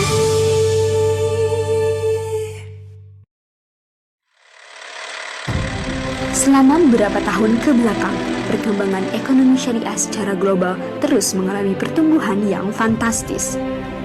Indonesia, dengan populasi muslim yang mencapai 85% dari total penduduk Indonesia, memiliki potensi yang besar untuk menjadi pusat ekonomi syariah secara global. Dukungan yang besar sangat diperlukan agar pertumbuhan ekonomi syariah yang positif dapat terwujud dan manfaat penerapannya dapat dirasakan bagi masyarakat. IPB University merupakan institusi pendidikan terkemuka di Indonesia melalui Departemen Ilmu Ekonomi Syariah sebagai bentuk dukungan melahirkan insan ekonomi Islam yang berwawasan luas dalam bidang ekonomi, bisnis, dan pertanian. Ilmu Ekonomi Syariah resmi dibuka pada tahun 2010 dan pada tahun 2017 telah menjadi salah satu universitas negeri yang memiliki pusat pendidikan dan pengembangan ekonomi Islam berakreditasi A. Visi Departemen Ilmu Ekonomi Syariah menjadi pusat keunggulan, Center of Excellence, terdepan dalam bidang pendidikan, penelitian, dan pengembangan masyarakat madani yang lebih berkeadilan, berlandaskan syariah, serta advokasi ekonomi syariah yang bertaraf internasional dan menjadi rujukan terkemuka dalam mendukung pembangunan yang berkelanjutan.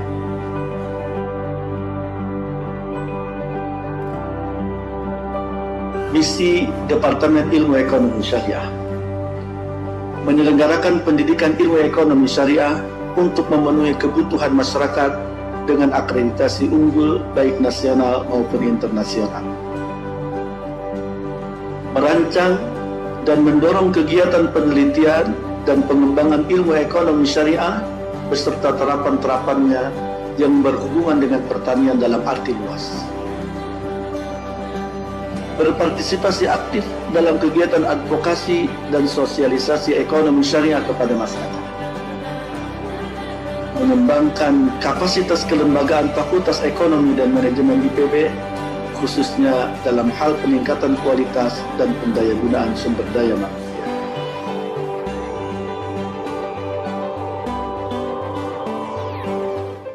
Pembelajaran langsung dipimpin oleh tenaga didik berkompeten yang berasal dari lulusan dalam maupun luar negeri. Pengajaran yang baik tentu perlu dukungan sarana dan prasarana yang baik pula. Departemen Ilmu Ekonomi Syariah memiliki fasilitas utama, di antaranya ruang kelas yang nyaman, tempat berdiskusi dan bertukar pikiran, serta laboratorium Bank Mini Syariah agar dapat langsung merasakan atmosfer dunia kerja.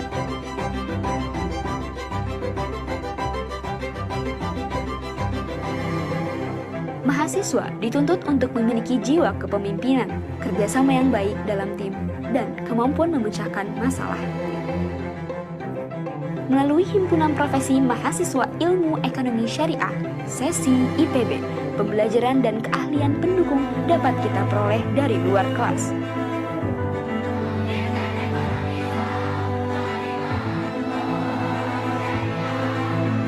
Departemen Ilmu Ekonomi Syariah IPB menjalin kerjasama dengan instansi nasional dan internasional untuk memperluas kiprahnya di bidang pendidikan, informasi, dan dunia kerja.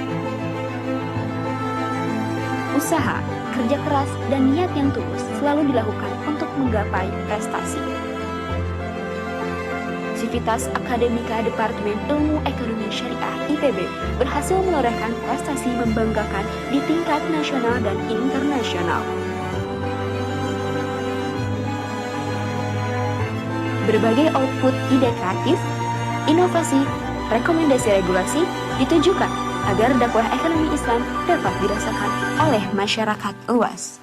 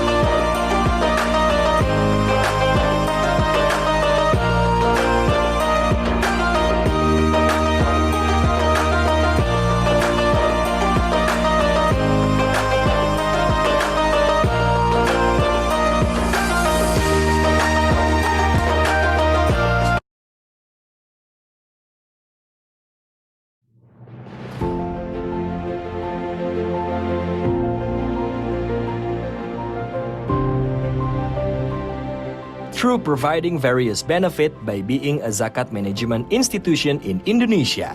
Badan Amil Zakat Nasional Basnas is here to invigorate the Love Zakat movement. Formed by the government based on the decree of the President of the Republic of Indonesia number 8 of 2001, which has the task and function of collecting and distributing zakat, infak, and sodako at the national level, Basnas is spread throughout Indonesia and coordinates provincial Basnas, Regency and city level Basnas, Amil Zakat institution, and zakat collecting units in various institutions, as well as international zakat institutions. By bringing the spirit to become the leading institutions to enhance the welfare of the Ummah, Basnas has received various awards as a form of public trust as an accountable institution, including ISO 9001-2015 certified, audited with unqualified audit opinion since 2002, the award of intensity, consistency, and innovation in the response of COVID-19 from BNPB, the Championship Award in Capacity Building and Leadership Award in Community Development and Philanthropy from Global Good Governance Award in 2022, Best Business Transformation and Best Indonesia Customer Quality from SWA. By maintaining the spirit of zakat management based on Islamic law, trustworthiness, expediency, justice, legal certainty, integration, and accountability, Badan Amil Zakat Nasional distributes and utilizes according to the Sharia to aid Asnaf, and it's summarized into 5 main sectors. Humanity,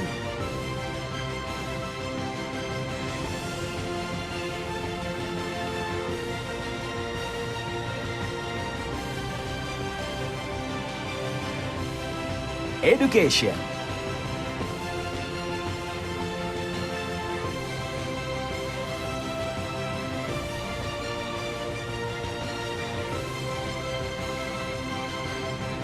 health,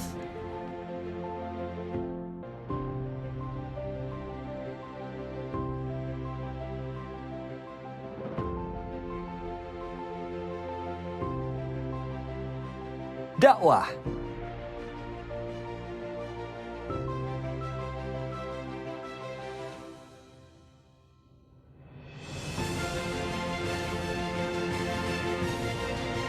and economy.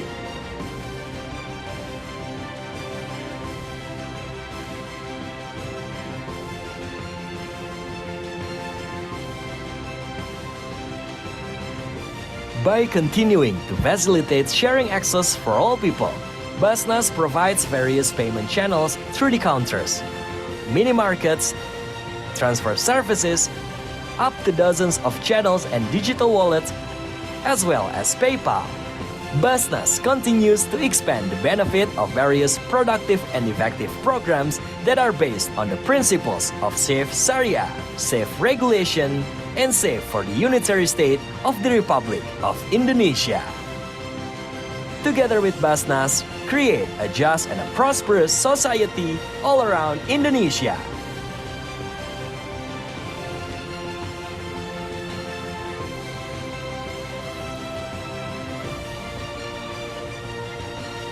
Basnas, the leading institution to enhance the welfare of the Ummah.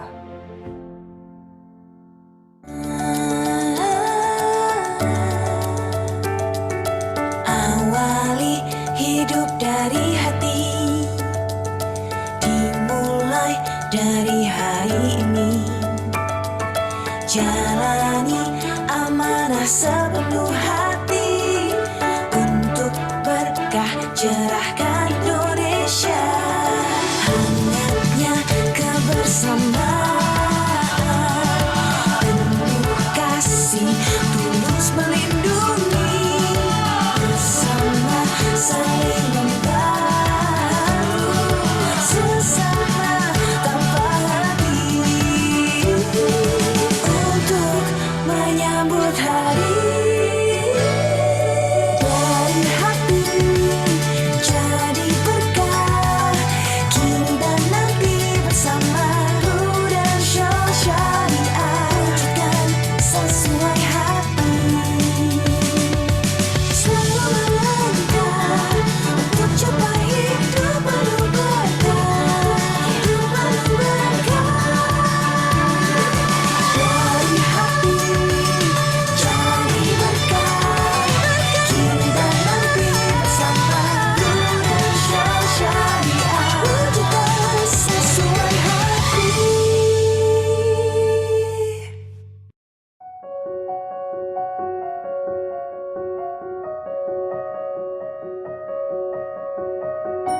Indonesia, the biggest archipelagic country on Earth.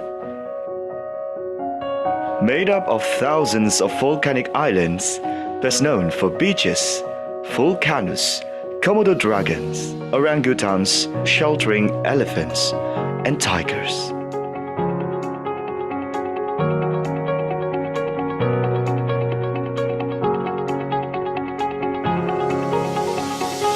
The mega biodiverse country is inhabited by 20,000 different kinds of herbs and plants, also place where you can find more than 10,000 kinds of animals roaming the land. Indonesia is homeland to hundreds of ethnic groups speaking as many as 650 different languages. Differences is our motto, made us strong by one vision of a big country.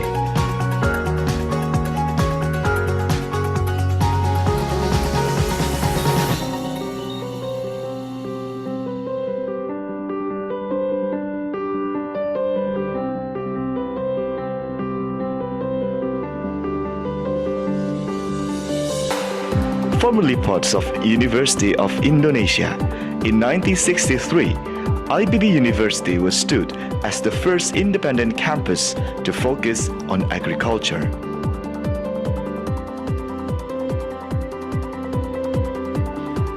Located in Bogor, West Java, IPB University brings strong vision as a leading international university focusing on agriculture, marine, and biosciences.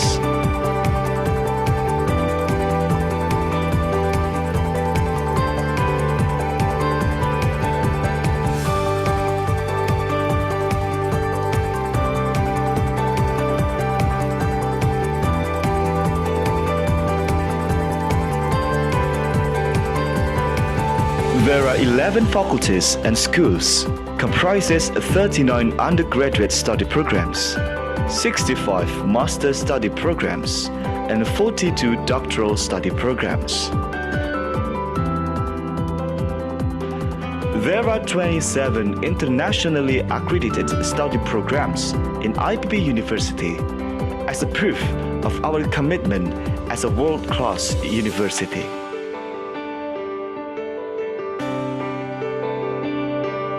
IPB University, through its performance, able to craft achievements and acknowledged as the most innovative state university in Indonesia. In promoting students' quality outside the class, student club and societies are places for students of the same interest and hobbies to meet and share.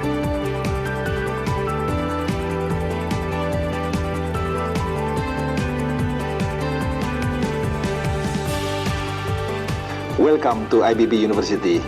We are very pleased to welcome all of you to the 20th International Student Summit in Bogor.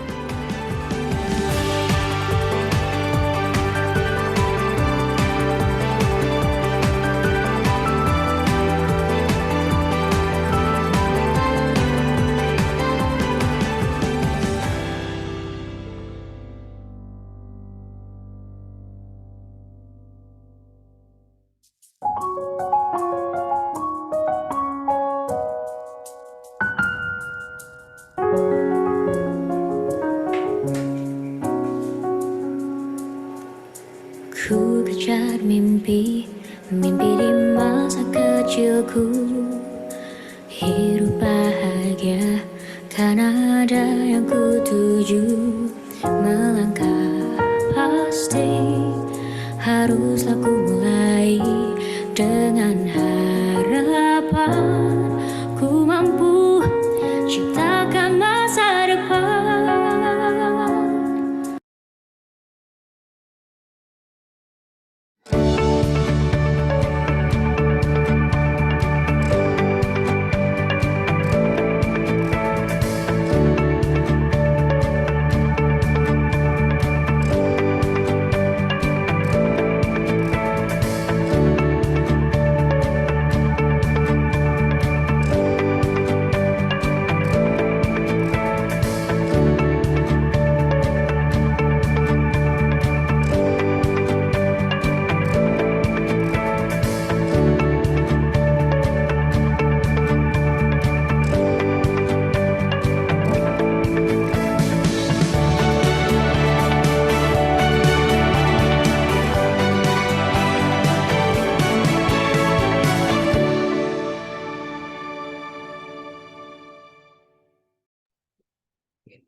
Ladies and gentlemen, we will begin our second lecture for today. May we invite everyone to kindly take your seats in front of your screens. And if you have no any trouble, you can also turn on your camera to fully present on this lecture session. Bismillahirrahmanirrahim. Assalamualaikum warahmatullahi wabarakatuh. May peace be upon you all. Alhamdulillahirabbil alamin. Allah still gives us the opportunity to continue our agenda today. This second lecture we will discuss about development of Islamic social finance and green or blue financing instruments and product. Ladies and gentlemen, our second lecturer for today is a well-known figure. He is a professor at IESWC, which stands for International Center for Education in Islamic Finance. Ladies and gentlemen, please welcome Professor Dr. Baharom Abdul Hamid. Assalamualaikum, Professor Baharom. How are you? Waalaikumsalam warahmatullahi wabarakatuh. Alhamdulillah. Alhamdulillah, fantastic. You are at your home now, sir? Or you are Yes, at yes. campus? I just reached home. Okay. I hope you well for today. And before we continue, Professor, how do you want to have your Q&A session? Would you prefer having a Q&A session during the presentation so that participants can ask questions in the middle of your presentation, or would you rather have the Q&A session at the end of your presentation? I'm good with both. You know, if participants would like to ask a question within the presentation, please raise their hand, and inshallah, I will try. I will try to. So if I miss, because the screen is small, we have more than 100 participants. If I miss, the MC can intervene and say there is a question, inshallah. Okay, will do.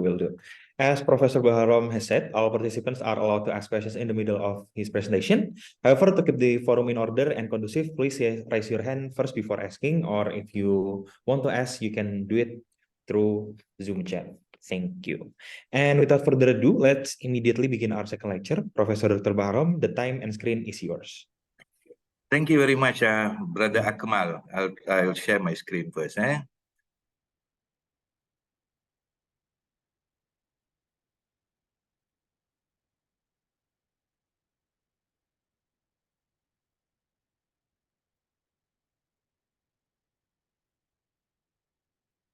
Okay, you can see my screen? Okay, Alhamdulillah. Okay, welcome to the class. I would say I would rather do what is called a sharing session. A bit about my background. First of all, my apologies because the timing 7:30 is the timing of Maghrib in Malaysia.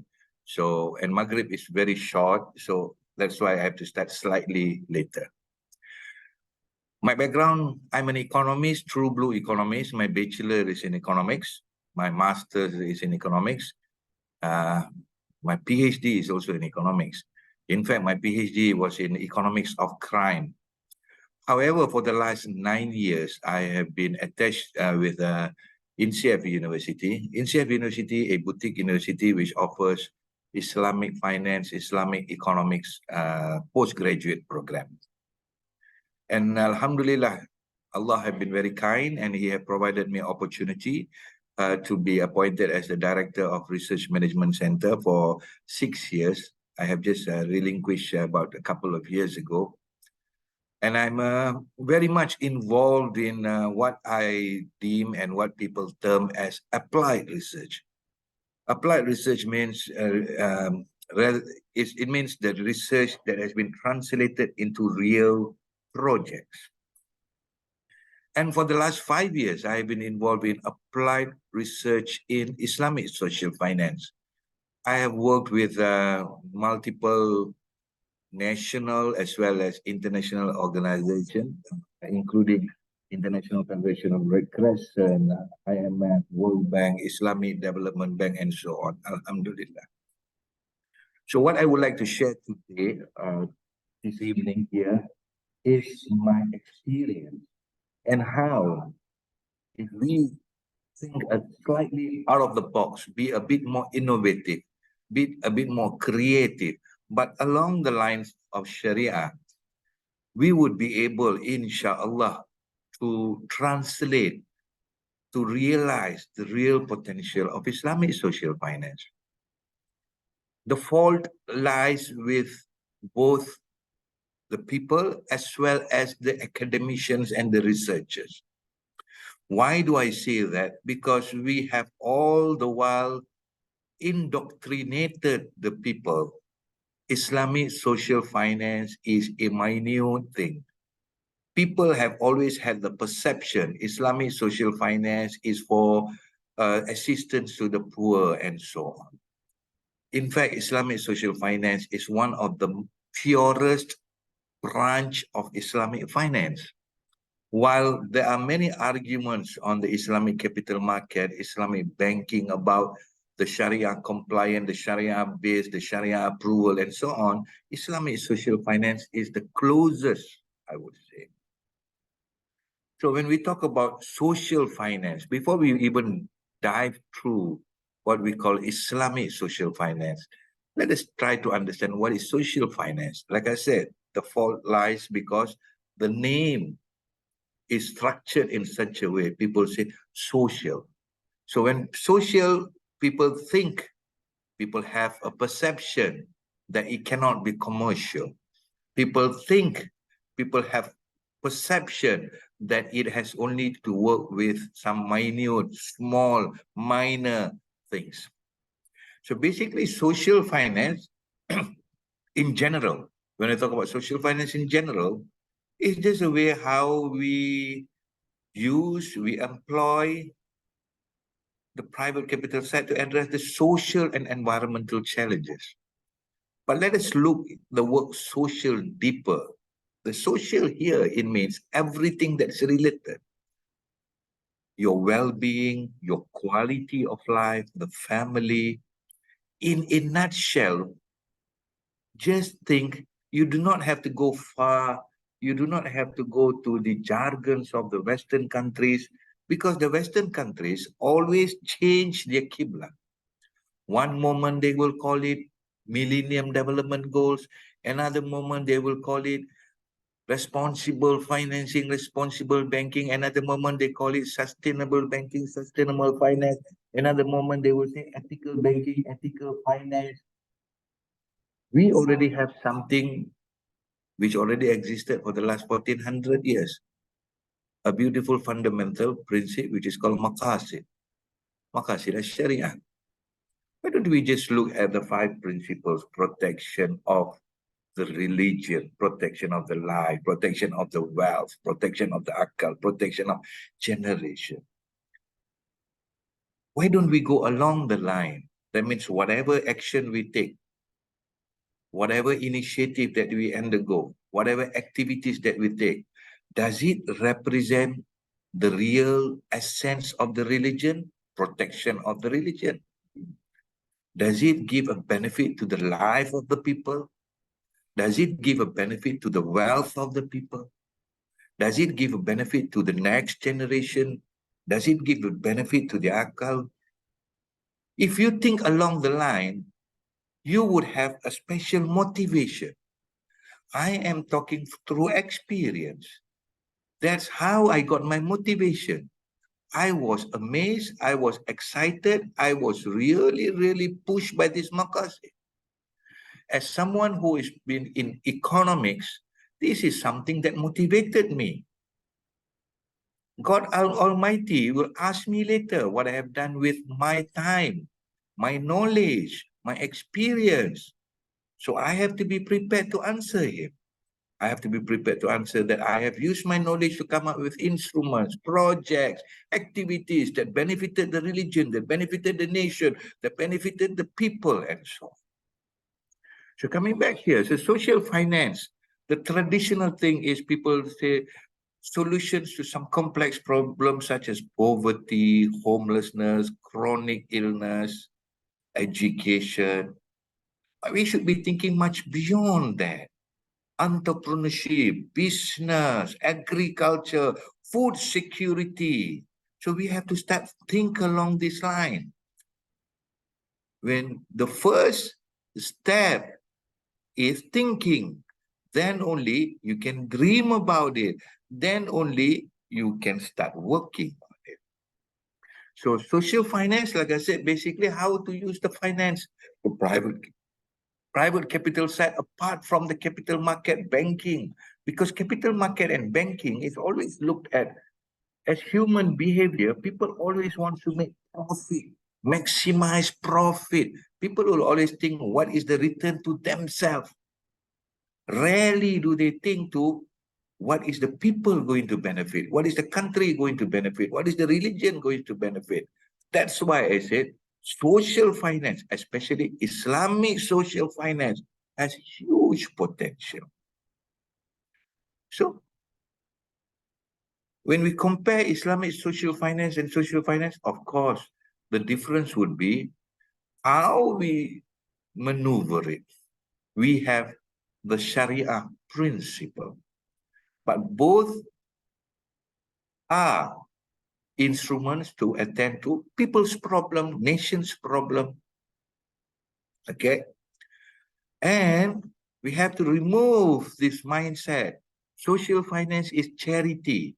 Not necessarily. Social finance can generate return. Social finance can be commercial. How? As a standalone it can, as blended with capital market. That's why we have wakaf-based sukuk, blended with banking. That's why we have blended financing.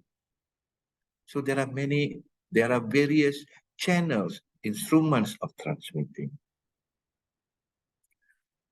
So when we talk about social finance, Islamic social finance, it is something we have to look into a few things. Where is the source of the money coming from? The principles, the instruments. Okay, so let us go to the source. So when we talk about the sources of Islamic social finance, so we have so many different sources. We have zakat, we have waqaf, we have sadaqah, as well as we have takaful. Takaful is also a form of social finance, especially Islamic social finance. People always take takaful as something which is different. No. You know, studies have shown, many empirical evidence was shown, be it in Indonesia, be it in Malaysia, be it in Pakistan, Bangladesh, any Islamic countries, as a standalone, or if you want to take them all as a society of Islamic countries, and you just take 2.5% of the whole wealth, it is much, much more. It can wipe out poverty 10 times more. But why it is not happening? So that is the question that we should be asking ourselves. Something is wrong along the line. The transmission, the channel, the instruments are not there, or not properly explored. So we have what we call instruments that follow Sharia principle of socio-economic justice, equality, equity as well, not only equality, but also equity and collective prosperity. So the Islamic social finance principle is based on the idea of what we call creating shared value. When we say shared value, we should always remember it should be inclusive. It should not be to a certain race. It should not be to a certain skin color. It should not be to a certain region. It should not be to a certain gender, but inclusive. Most important above all, Islamic social finance, we need to achieve a balance between the financial returns as well as the social and environmental outcomes. This was already embedded 1400 years ago. The Western countries are only now, 3-4 years behind here now, are talking about environmental, talking about climate change. And yet we are praising them. Oh, wonderful ideas, great initiative. It's nothing wrong to praise, but you forgot the roots of it. 1400 years, you were already told to take care of the environment. Oh, it was not specifically mentioned in the Maqasid to take care of the environment. When the Maqasid clearly says to you, protection of life, what does it mean? You cannot damage the environment, because if you damage the environment, the life would be harmed. So if you go deeper into the Maqasid principles, you would understand that it actually covers the whole spectrum. You do not have to specifically say protection of environment, sustainable, and all those. But of course, when we say the Islamic social finance is the idea of fulfilling the religious obligation. Once we say religious, because zakat is a religious obligation, right? But promoting the welfare of the ummah, who's the ummah, the community. But of course, we will be avoiding the prohibited elements. No riba, no uncertainty, no gambling involved, and everything. So again, Islamic social finance balance between rights and responsibilities of investors. Why we call it investors? Because investors here encompass donors. Because when we say donors, people who give zakat. Investors, sometimes people who invest in wakaf-based suku, sometimes people who invest in blended financing, and so on. I will give you real examples of how this has been done and now expanding. We have even worked on an instrument for pre-disaster, not only for Malaysia, including Indonesia, pre-disaster. Why we went there? Because we compare and contrast what happens when a flood happens, what happens when an earthquake happens. People lose, there is loss of life, economic loss, loss of homes, and so on. But if you do not plan carefully, what happens? People will contribute the same items. Families will have blankets. Each family will have 10 blankets, 20 blankets. But they do not have the necessities, maybe clean water to drink. So what we did, we designed an endowment fund, which is a wakaf fund. People might say, oh, but then disaster is very difficult to predict. There are many disasters you can actually predict. That's number one, especially if you're in the context of Malaysia, where we know when flood happens during the last quarter of the year. Number two, what we do, this endowment fund, this wakaf fund, the return is specifically given to the certain space of people who are disaster prone. And how they can use it immediately when something happens, they could access to a certain items, which is, of course, there would be some ring fencing. They cannot buy something like liquor, cigarettes, and others. So what can happen? When some things they are already seeing, they could buy something like torchlight, medicine, and others to prepare. And we have found this mitigate the loss, economic loss, life loss, and all. Okay, so like I said, we have many instruments which can be standalone, which can be combined. We can use zakat as a standalone. We can use wakaf as a standalone. We can use sadaqah as a standalone. We can use takaful as a standalone. Or we can combine zakat and takaful together. We can combine wakaf and takaful together. Or in fact, we can combine all four. For example, people who cannot afford, farmers, who cannot afford, doesn't have the knowledge, doesn't have the financial literacy. If you can come up with some sort of takaful that can protect them in terms of agriculture, loss of income because of something, or in terms of poultry, loss of income because of death of their chickens, cows, goats, and so on. So there are many ways for you to contribute. The problem is sometimes we are looking too far ahead, going to the moon, going to Mars, but we forget there are small, minor problems that gives benefit to the community. Okay. And the other biggest problem is most of, if not all of the Islamic countries We are what we call emerging market developing economies. And we always look at research that have been done in developed countries. Viking, Scandinavian, America, Euro countries. The mentality is they are smarter than us. The mentality is they are well knowledgeable than us. But we forget the situation is different in ours and them.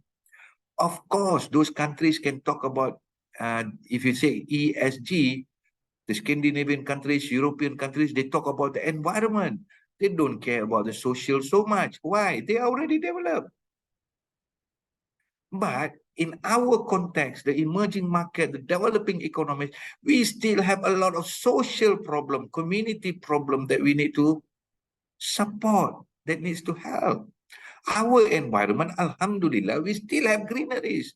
We still have forests, we still have jungles, we still have good oxygen and everything. We need more on the social side.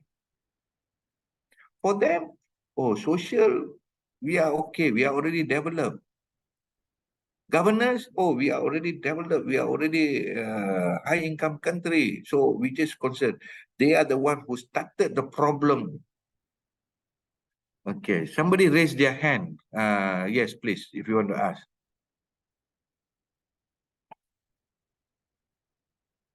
Akmal, I can see a raised hand. I'm not sure. Yeah, please, who's that? It's you, sir, who raise your hand. Oh, I raise my hand. No, sorry. Okay. Okay. Sorry. Let it be there. Okay. Okay. So why it's important for us, the local academicians, the local researchers, to need to come up with all this? Because number one, the heterogeneity. Heterogeneity means there's a different way, behavioral, different culture, and so on.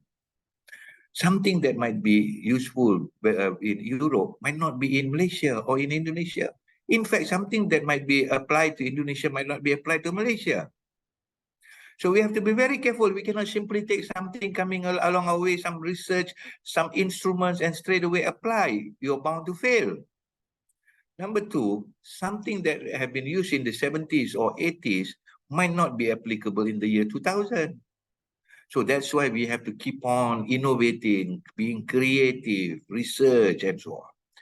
Number two, impact of externalities. Nobody saw COVID-19 coming. Nobody saw that we would have a movement control order. But how it has affected. It has created new poor segment, new class of asnaf, temporary asnaf. This is an era, this is a misconception. A lot of people, when you ask them, they say, we are in era IR 4.0. IR 4.0 is so yesterday. Okay, now we are in an era, what we call society 5.0.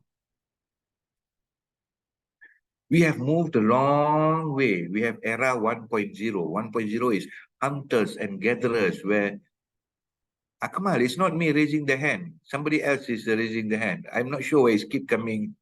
Just now it was gone already. I did not touch my keypad at all. It's okay. Okay, coming back. So we have hunters and gatherers, right? Hunters and gatherers in the early age. Then we have the steam revolution. We have energy and so on. Then IR 4.0. Then finally now we are in society 5.0. So the easiest way to show you what is the difference between society 5.0 and the previous generation.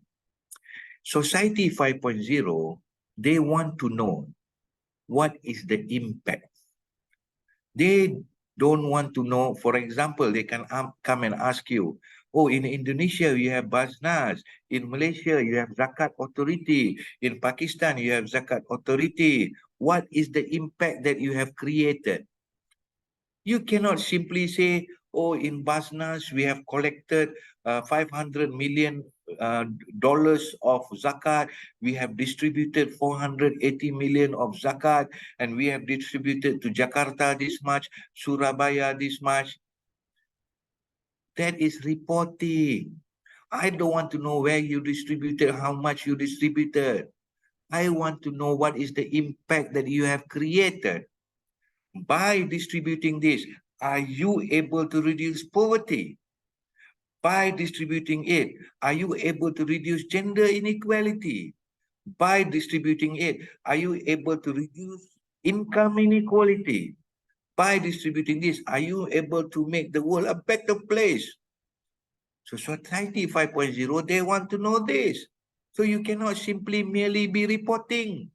You need to explain to them what is the impact. They want to know what is the impact to me. What is the impact to my family? What is the impact to my community? What is the impact to my country? What is the impact to my religion?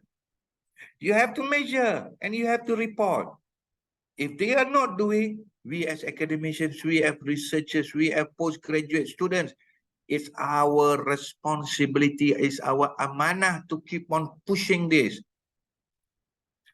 If no, business as usual will give you usual result. How do we expect unusual result when business as usual? So change the mindset, force the government to change the mindset, force the authorities, the banks and so on. Same also, if you see there is a bank and you ask the bank, what is the impact that you have created? And the bank said, oh, I have given this much as financing, house financing, home, vehicle financing. That is not impact. That is reporting. I want to know the impact. So how to measure the impact? Again, I say, we have 1400 years ago, maqasid. Tie it to the maqasid. You want to be universal. Tie it to the 17 goals of sustainable development goals so that people can know and people can appreciate and people can understand. And if you are not able to, what are the challenges? Then only we can move forward.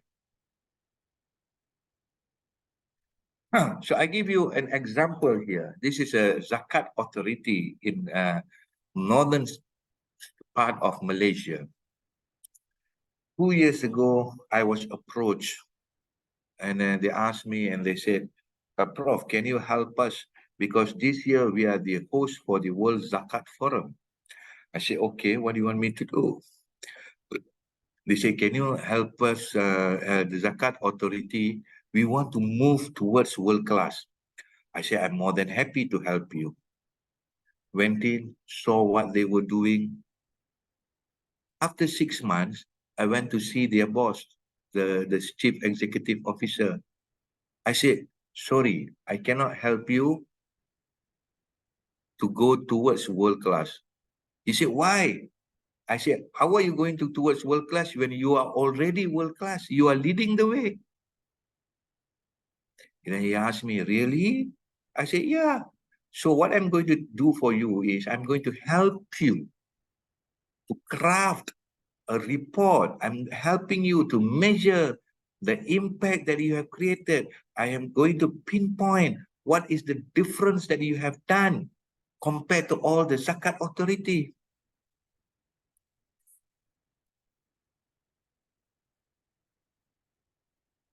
First of all, I told them, looking from their activities.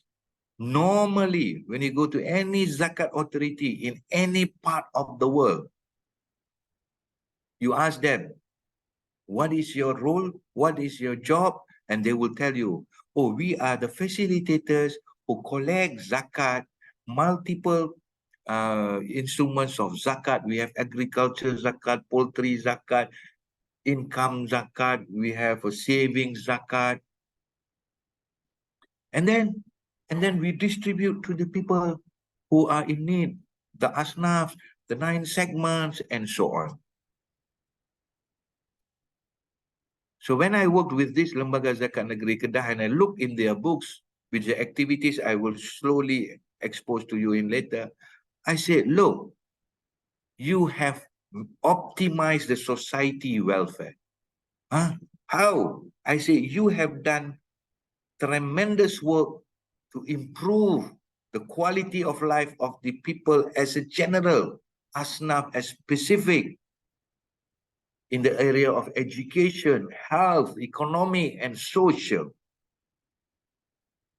How are we going to report? I say, I will measure for you. And then what else we have done? I say, you have done community empowerment. They have built a stronger and resilient communities. I will give you the real work. It's not something that people perceive. They have managed to eradicate poverty, and they have championed the wealth redistribution. I say this is not only satisfying for the zakat authority so that they can have a better satisfaction of doing their job, but this also a message we are sending to these zakat payees so that whoever pays zakat, they will feel much more satisfied. Oh, I am paying zakat to Lembaga Zakat Negeri Kedah, and they are using it for the right usage. They are creating a change. So, like I said, what we did, we take the activities, all the activities in general, and I measured what are the impact they are creating. And since World Zakat Forum will be attended by people from all over the world, I say, okay, I will measure for you using the Sustainable Development Goals. And I said, there are two channels that you have contributed. One, I say Zakat Kedah have contributed directly in terms of what? No poverty. And people say, how? I say, these are the activities undertaken. Zero hunger, these are the activities undertaken. Good health and well-being, these are the activities undertaken. Quality education. So I am able to map their activities that they have done and what is the impact, the direct impact, and what is the indirect impact. So now people will understand. So Zakat Kedah have been contributing directly to providing the basic needs for the poor people, like food, clothing, shelter, healthcare. They are supporting education. They provide scholarship. They provide assistance. In fact, they have 3 secondary schools specifically catering for the asnafs, 13 to 17 years old, 100% subsidized. And the only qualification you need, if you are an asnaf, you can enter 3 colleges. Apart from that, they provide humanitarian aid. They support financing environment projects, which I will show you in a short time. So this is not something picking up from the cloud. This is something real activities. But at the same time, I say, do not forget our roots. You need to champion what is maqasid principle. So if you see on the right-hand side are the activities that currently being done by Zakat. They have religious schools, their own, as well as they support the other religious school where the Asnaf students are there.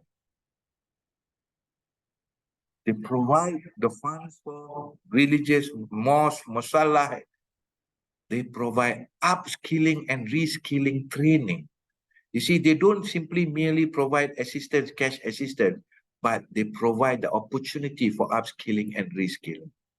They provide entrepreneurship assistance, marriage aid, the zakat school, scholarship, food assistance, medical treatment, free dialysis, and disaster and emergency help. And I said, all these are actually overacted by the maqasid principle. So I divided into 4.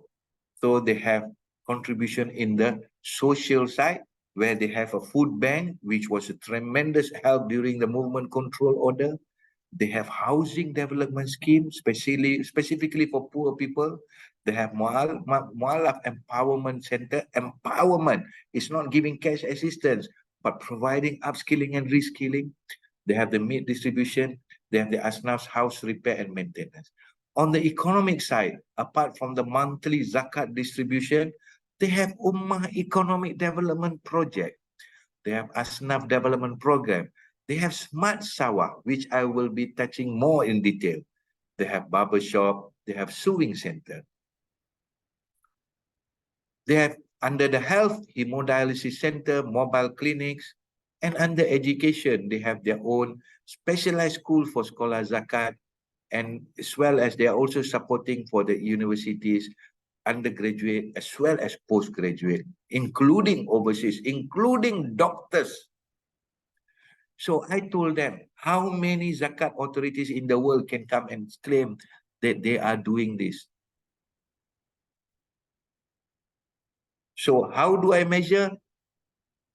We created a framework where we call IOOI. What is IOOI? Basically, it stands for Input, Output, Outcome, Impact. So it is easily replicated anywhere. What is the input? I want to know what are the activities that zakat does. So this Smart Sawah is so timely. For those of you who has been reading the news for Malaysia, you will realize that we are facing a crisis of rice production, paddy fields and rice production. So what does Zakat Authority does? Zakat Authority goes out, it looks at the land, abandoned land, it buys the abandoned land. Then what it does, it breaks the abandoned land into a few plots. Each plot is given to one Asnaf family. And then what they do, they give the seeds, they give every pesticides, everything completely. What else they do? They educate. What else they do? They buy machineries and then appoint other Asnaf as machine operators. The bulldozers, the tractors, and so on. And after a certain period, the machine would be hibah to those Asnaf. And then what else they do? They buy drones. And then they find other Asnaf, train them as drone pilot for the pesticides and others. And then what they do? They also have complementary project, fish breeding, duck breeding, side crops. So if you look here, phase 1, phase 2, phase 3, these are additional participants. So originally 11, then 45, then 68. Now they have 82 participants. And remember, each participant is given a big plot of land. Okay. So what happens now? These participants who are originally Asnaf, who are recipient of zakat, Alhamdulillah, now they become zakat payee. They pay zakat padi. They pay agriculture zakat. You see that change. So what is the outcome? Those abandoned land now have been put into productive use. What is the outcome? Income, additional income, employment creation, machinery, drone pilot, and so on. What is the outcome? Community empowerment. The community now have become closer because they have piece of land side by side and they come together. What is the outcome? It has increased impactful zakat collection. Why? People have now seen, oh, zakat is using the money for good use. I want to pay zakat in that state. Why? I want to have optimize my return. What is the bigger macro impact? Food security. They have managed to increase the production of rice. Poverty eradication, income inequality, mitigate climate change. Why? Those abandoned land now have been put into productive thing. They have also contributed the state and national GDP contribution. So this is just to give you a rough idea, the growth of the Asnaf, the growth of the land. Alhamdulillah, this is phase 3, and I just got the report for phase 4, another tremendous growth, another new 88 participants. And these are the total participants in different areas. These are the zakat that is collected from this Asnaf. So these Asnaf who are zakat recipients and now have started to pay zakat on their own. The current zakat, not the current zakat, the last year zakat was 43,000. 43,000, you might think as a small amount, but remember, this zakat is paid by asnaf who was zakat recipient. So if you take that by 2.5% and you multiply, then you can know what is the revenue they are getting. So this is the real spot.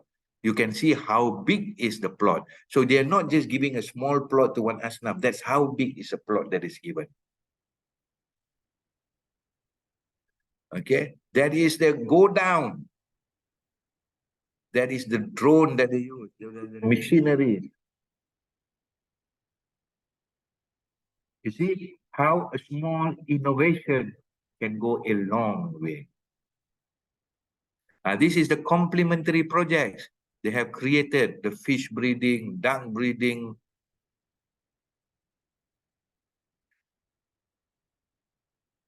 Okay, this is the economic other parts of it. They train the females especially. What do? They bring all these female in a community. In certain community, they have about 60 to 70 female. They teach them how to sew, seamstress. Sew what? School uniform. So they have a teacher who teaches them, and the school uniform that is produced by them is given as free school uniform to all Asnaf students in the state of Kedah. And whenever those women graduate, they are ready to go on their own. They can open up their own shop in their house, and Zakat will give them projects and buy those goods from them. So it's not about just, oh, I will help you take the machine and you go away. No, they help, they nurture, they educate, they give business opportunity. Barbers, again, same. Some of them are old people who does not have any education background. They collect the community, turn them, teach them how to be barbers, give them cabin to operate, address all those things. So it's a comprehensive thing. And because of this economic project, what happens? A lot of Asnaf coming out or graduating from Asnaf. This is real picture, the real participants. Education sector, like I said, they support undergraduate, one-off assistance, scholarship, education financing. They give postgraduate, masters, PhD, scholarship, sponsorship. They have graduates in the discipline of not only religious studies, also sciences, engineering, medicine, applied sciences, and others. But what extra do? They have 3 specialized colleges for Asnaf students. 100% free. Hostel, boarding school. Everything taken care of. Another unique contribution of this, you can go and Google.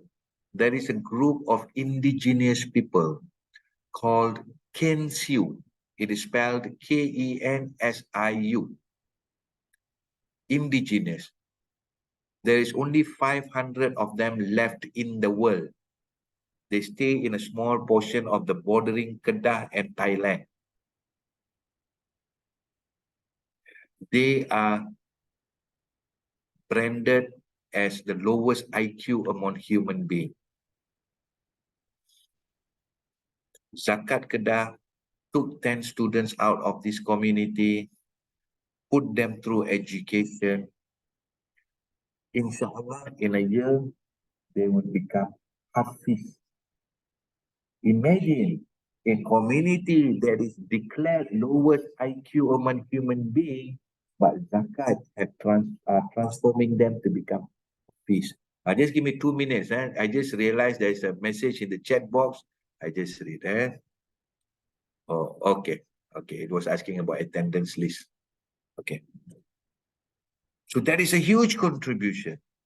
Okay. Again, we measure that into input, output, outcome, impact.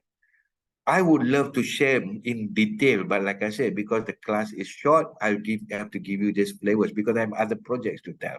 I'm more than happy. Inshallah, you can get in touch with me. I can explain to you on the projects. And for those who are interested to know more about the project.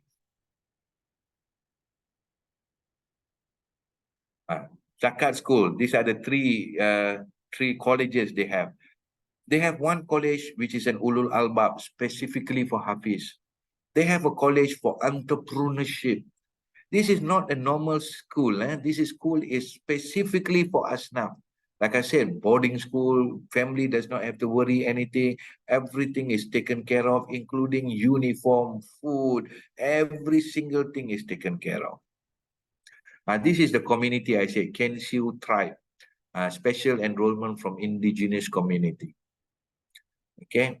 And I, as a researcher who have been involved in many research in all parts of the world, I know every country has its own indigenous people, which are unfortunately economically excluded. So remember, that some might be asking me, I know this is a what we call a golden question. Prof, are they Muslims? See, sometimes the process of da'wah. Like I said, those 10 people, after they get their education and everything, they revert back and now almost becoming Hafiz. Remember, when we do good, you cannot be going on the first day and say, oh, you want assistance? Oh, you better recite the Shahada. Then I'll give. No. It's not that. Show the beauty first. People will join. Okay? So these are the people, the students over there, the tribe that I have been there. That was the project I did for Lembaga Zakat Negeri Kedah. This is a project I did for another Islamic bank in Malaysia. I call it the community empowerment. So what we do a thing which is called urban farming. What is urban farming? If you can see the photo here, this is what we call an urban farming kit. This urban farming kit, it has 3 trays here. The top 2 trays are for vegetable. The bottom tray is for fish. So this whole system is called aquaponic. So what we want to do at that point of time, because we face inflation. What is inflation? Increase in the prices of inflation of food and agricultural produce. And we want to help the poor people to mitigate this problem. So we created this, we worked with the bank and we said, bank, rather than you give the wakala as a cash assistance, can you use the wakala for me to buy this unit and for me to donate to this asnaf and for me to educate this asnaf, nurture this asnaf so that he can have supplementary income, so that he can have halal and tayyib food on his table? And the bank agreed. So I started the pilot project. So how do?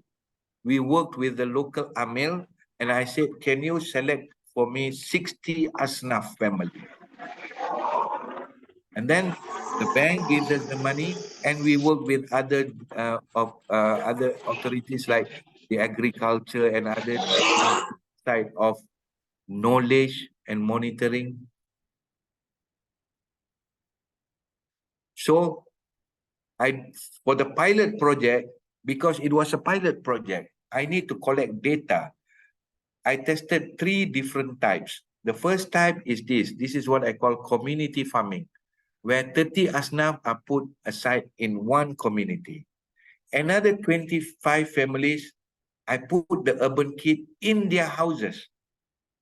Another 5, I created mini community. And then I monitored the return. And it was found that community is the one given the highest return. So you could see these are the participants and how we managed to empower the community, give them supplementary income, mitigate their food costs, at the same time, confident, confirm halal and toyib food. And Alhamdulillah, after the pilot project, it has been expanded to 5 other places, one Tafiz, one orphanage, another Asnaf community. So now we have 3 in Selangor and 2 in Kelantan. Okay, so this is how it looks like. It was from an abandoned place. We created the greenhouse. And those are the vegetables. This is the product.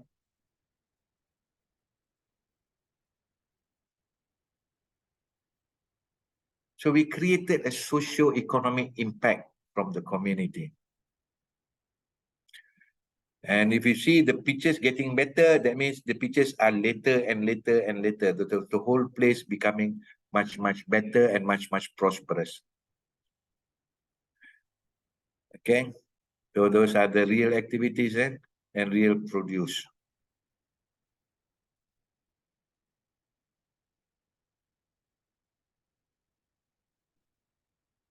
And we also provided them an opportunity for them to sell their produce. We said, okay, apart from your personal consumption, we do like a Sunday market. We call the whole community. And the community was more than happy. They said, we are buying from these poor people. We feel satisfied. And they give more. If you say 12 ringgit per kilo, they give 13 ringgit. So the community become closer. And these are the real produce. Okay, so some of them can even earn extra 350 to 600 ringgit. On an average, 160 to 200 ringgit. There are some who fall in love with this. They say they want to expand. So we talk to the bank and the bank gives them Qardul Hasan financing to help them become bigger. You see how community-based Islamic social finance base is able to create small ripples. And if we can do this everywhere, we do not have to wait for the government to take the initiative. Okay, so this is 95% of the participants successfully engaged and still active.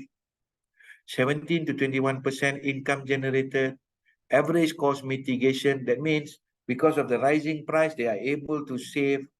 So that's why I say, whenever you do a project, do not forget to measure and report. If you do not measure, if you do not report, it's very difficult for it to be replicated. And when you measure and report, like I said, it has to be both quality-based and quantitative-based.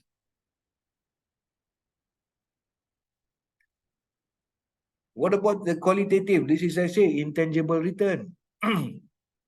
We have a better green environment. Remember, those are the abandoned places. The society is strengthening, community empowerment, food security. Of course, we have to be very honest. Whenever we do this project, do not hide the challenges, but rather highlight the challenges and find a way for you to overcome those challenges. We face rodent problem. So some people came and advised, oh, you should do this, you should do that. I can tell you the sunny side, but no, I have to be responsible, honest, right? And we have had a very good visibility. We have been highlighted on the national TV, national newspapers. So the challenges, like I said, training, the collaboration. Sometimes you want to collaborate with the certain ministry, agency. During the early part, nobody wants to collaborate. But once it becomes successful, everybody wants to come there, take pictures, take video, and put in their books. That's a normal human behavior.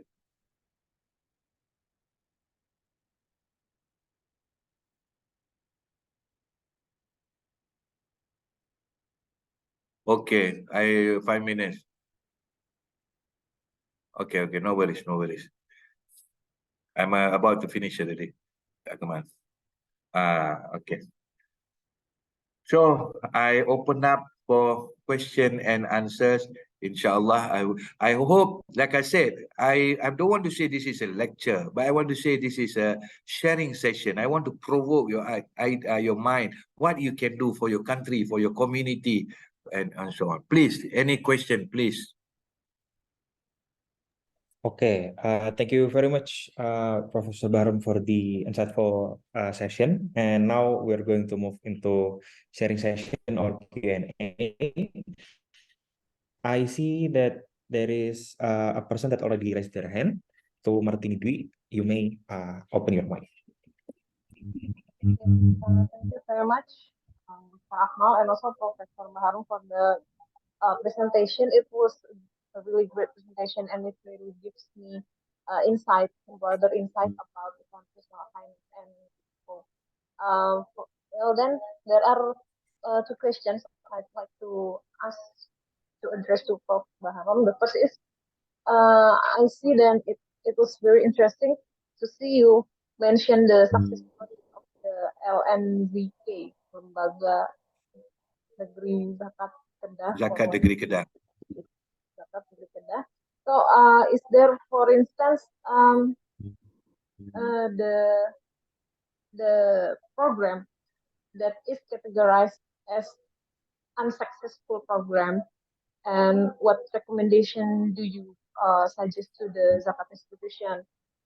That's for the first, maybe, and then the second, and after measuring the social impact of the zakat institution, what's the possible action that you can suggest maybe to the government or to the zakat institution itself, and what is the next agenda? I think that's all for me. Thank you. Okay, most welcome, Martini. First of all, I would say I'm being very honest with you. I would say there are no unsuccessful projects. There are projects with challenges, yes, but not unsuccessful. So projects with challenges, we find a way or solution. That's number one. Number two, what's next? I want more people to voluntarily pay zakat, rather than escaping from zakat, saying that when you pay your zakat, you are contributing to the ummah and religion. Number three, I want banks, I want other agencies to come and collaborate with Lembaga Zakat, extending their assistance. You don't have to wait for Lembaga Zakat to come in. For example, the banks can come in and say, okay, if your smart sawah paddy farmers, they need financing, we are willing to give subsidized financing or Qardul Hasan financing. Or for your barbers, for your seamstress, if they need a shop, we are able to provide a shop. So I would encourage more people to join the bandwagon and assist as much as possible. Number three, even from the demand side, like if you have the seamstress, rather than for you to order from some other rich, big conglomerates, big factories, why don't you order from here? If you have, for example, if you have corporate shirt for your company, a corporate shirt for your university, ordering from these people would be very much meaningful. So that's my whole intention. The whole intention is for me to shout out for other people to come in and more people to benefit and better, inshallah. Okay, thank you very much, Prof. Okay, thank you very much for your answers, Professor Baharom, and your questions, Martini. And next up, do we have anyone who want to ask their questions? You may chat through Zoom chat or you may raise your hand. Okay, we have another questioner here. To Fibrianis, you may turn on your microphone. Okay, thank you very much for the opportunity. First of all, I want to thank you for giving such highly inspiring stories, sir, because it's really mind-blowing for some stories that you have been told to us. I have two questions for you, sir. The first one is, could you please give some example of projects that can be done by undergraduate students that be implemented in university level, but more engaged in community empowerment? And then the second one is the project are better discussed before with the community, or we come with the projects that we already decided and offers to them? Thank you very much. Okay, thank you, Fibriani. Actually, the question is similar to a question that I was asked when last week I was doing a keynote in one of the Islamic university in Malaysia. First of all, what you need to do is, you for example, you identify a space in the university, in the campus or anywhere. Go to the university and say, can you allow us to do our project in this small vacant land? Then you go to a bank or to any organization. Can you give the seed fund? I want to do this project. The return will be enjoyed by the ASNAF students in the university, or the ASNAF workers in the university, or the ASNAF community circling the university. I have shown you some agriculture products here and there. But if in your university, in your community, is something else, maybe you can do vertical farming, maybe you want to do poultry, maybe you want to do goat rearing, or anything. As long as the intention is clear, the way is clear. Like I said, all you need is to meet up all these agencies. And for you, you can already take my case and say, I have seen this case, collaboration. So there is a continuous income source for the people. Rather than you give them every year, it's not sustainable. So, like I said, identify. Or maybe there is a shop house which has been abandoned. Nobody is using that. Why don't you do that and go and say, I want to use this shop house. I want to divide it into a few small segments, give ASNAF seed fund, go to the banks. I know you have fund under your Shubha account. I know you have fund under your CSR. I know you have fund under your Wakala. Or then you go to the agency of the entrepreneurship. Okay, why don't you help us to educate them? You see, so as an undergraduate, you have a lot of potential. Doesn't matter undergraduate, postgraduate and everything, you have to believe in yourself. And trust me, if you have the Nia here to help, God will ease the path for you. All you need, take 4 5 friends. Hey, come sit down. We heard yesterday Prof was giving what we can do. What is the main item? What is the easily available? What is the highest demand? Why don't we think, okay, just come out. Trust me, inshallah. Thank you very much. Okay, Fibriani. Okay, thank you for the questions and thank you for the answers, Professor. Do we do any or one of the participants want to ask another questions? I will wait for 10 seconds. If not, we will continue to our next session.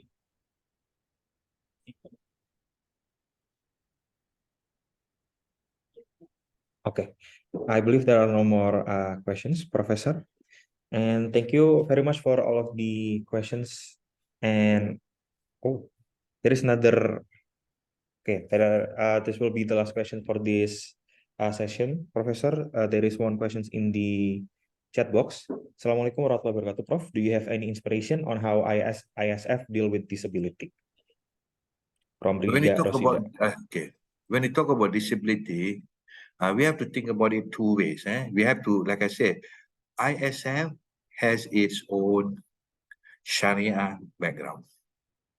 When you talk about disability, they are not one of the ASNAF, unless they are poor ASNAF disability. That's one thing. However, nothing stops, like I said, if we can have a community which is indigenous people, which is we call vulnerable and fragile group. So for the disability, it's the same also. So in a disability, we can use the other part, the wakaf and sadaqah, providing training. Again, the same thing, providing business opportunity, providing knowledge. So not cash assistance, but how they can be on their own. Again, the zakat is very specific. Who are the recipients? But we have wakaf, we have sadaqah. Again, if you ask me, group together 4 or 5 of you, researchers, academicians, undergraduate students, postgraduate students, why don't you start a movement? Okay, I'm going to help this, like an NGO, I'm going to help all the disabilities, but I'm not going to give money, but I'm to give them opportunities. So what kind of opportunities? You start with the smaller things, maybe what do you call a mobile shop, small motorcycle that sells ice cream or something. You see, the problem is sometimes we look too far ahead. Think practical, think feasible, whatever that can help them, whatever that can assist them. It does not have to be someone to earn thousands of ringgit or dollars. Start by increase marginal income, better quality of life. You see, once you have to move that way, that will be better. Again, like I said, the only thing you can even start, when we talk about sadaqah, people say, oh, very difficult. But at the same time, when people say crowdfunding, oh, crowdfunding is great. What's the difference between crowdfunding and sadaqah? The name. Crowdfunding is a sadaqah base. Right. That's why I say sometimes we tend to get easily mesmerized by jargons, westerns, and so on. Okay, so inshallah you can, Ridai. Inshallah. Okay, Akmal. Okay, thank you very much, Professor. I believe we can wrap up this question and answer session.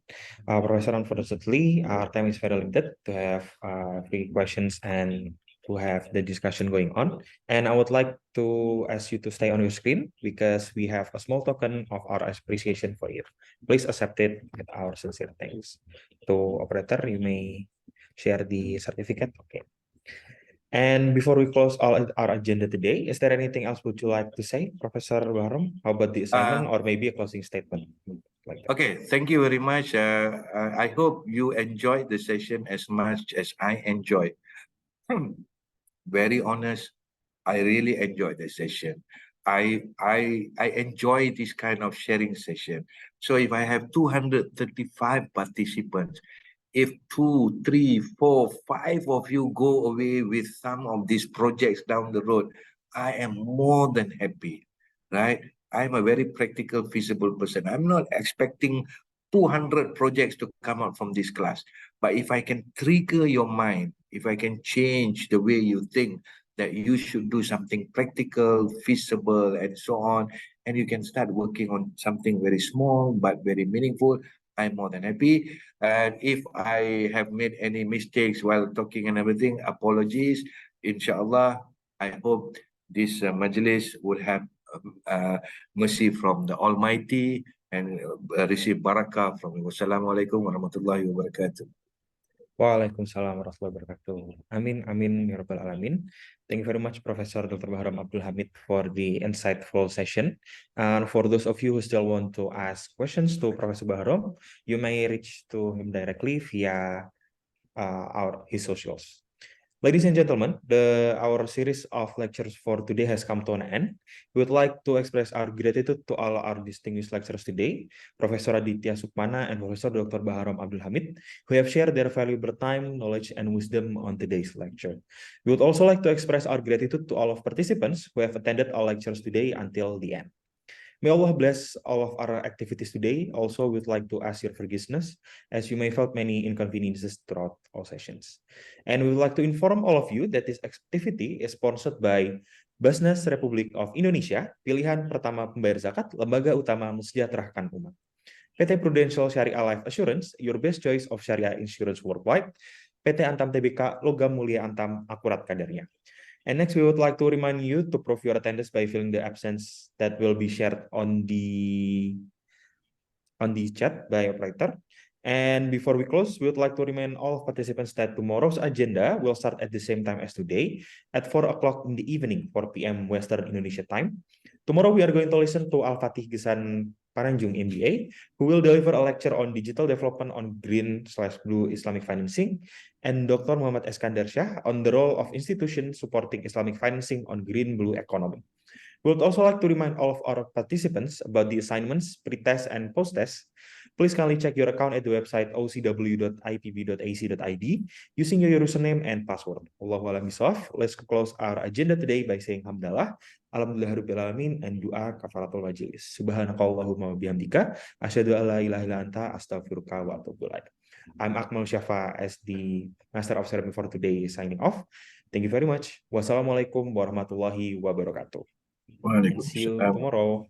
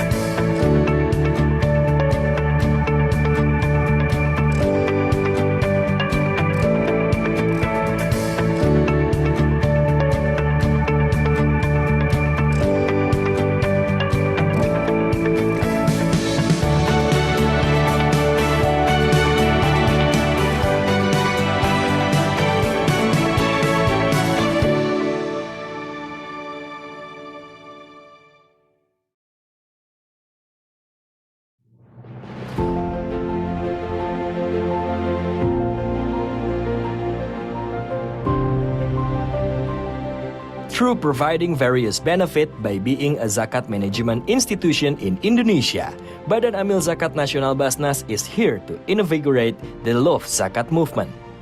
Formed by the government based on the decree of the President of the Republic of Indonesia number 8 of 2001, which has the task and function of collecting and distributing zakat, infak, and sodako at the national level, Basnas is spread throughout Indonesia and coordinates provincial Basnas, Regency and City level Basnas, Amil Zakat institution, and zakat collecting units in various institutions, as well as international zakat institutions. By bringing the spirit to become the leading institutions to enhance the welfare of the Ummah, Basnas has received various awards as a form of public trust as an accountable institution, including ISO 9001-2015 certified, audited with unqualified audit opinion since 2002, the Award of Intensity, Consistency, and Innovation in the Response of COVID-19 from BNPB, the Championship Award in Capacity Building and Leadership Award in Community Development and Philanthropy from Global Good Governance Award in 2022, Best Business Transformation and Best Indonesia Customer Quality from SWA.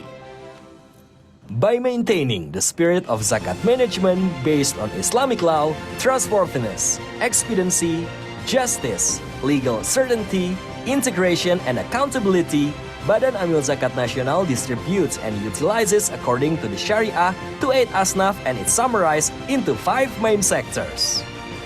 Humanity,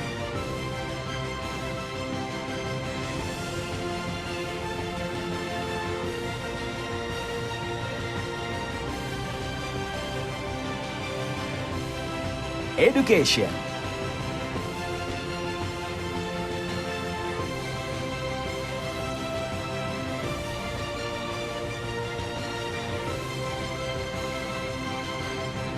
health,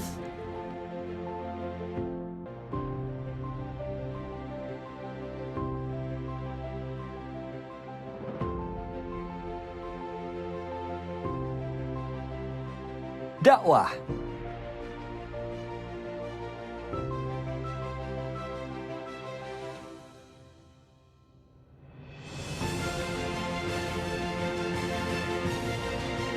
and economy.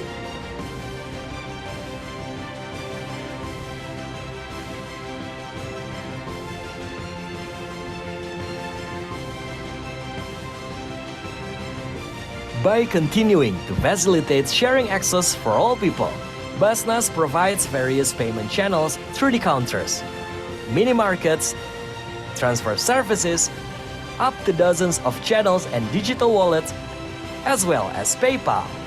Basnas continues to expand the benefit of various productive and effective programs that are based on the principles of safe Sharia, safe regulation, and safe for the unitary state of the Republic of Indonesia. Together with Basnas, create a just and a prosperous society all around Indonesia.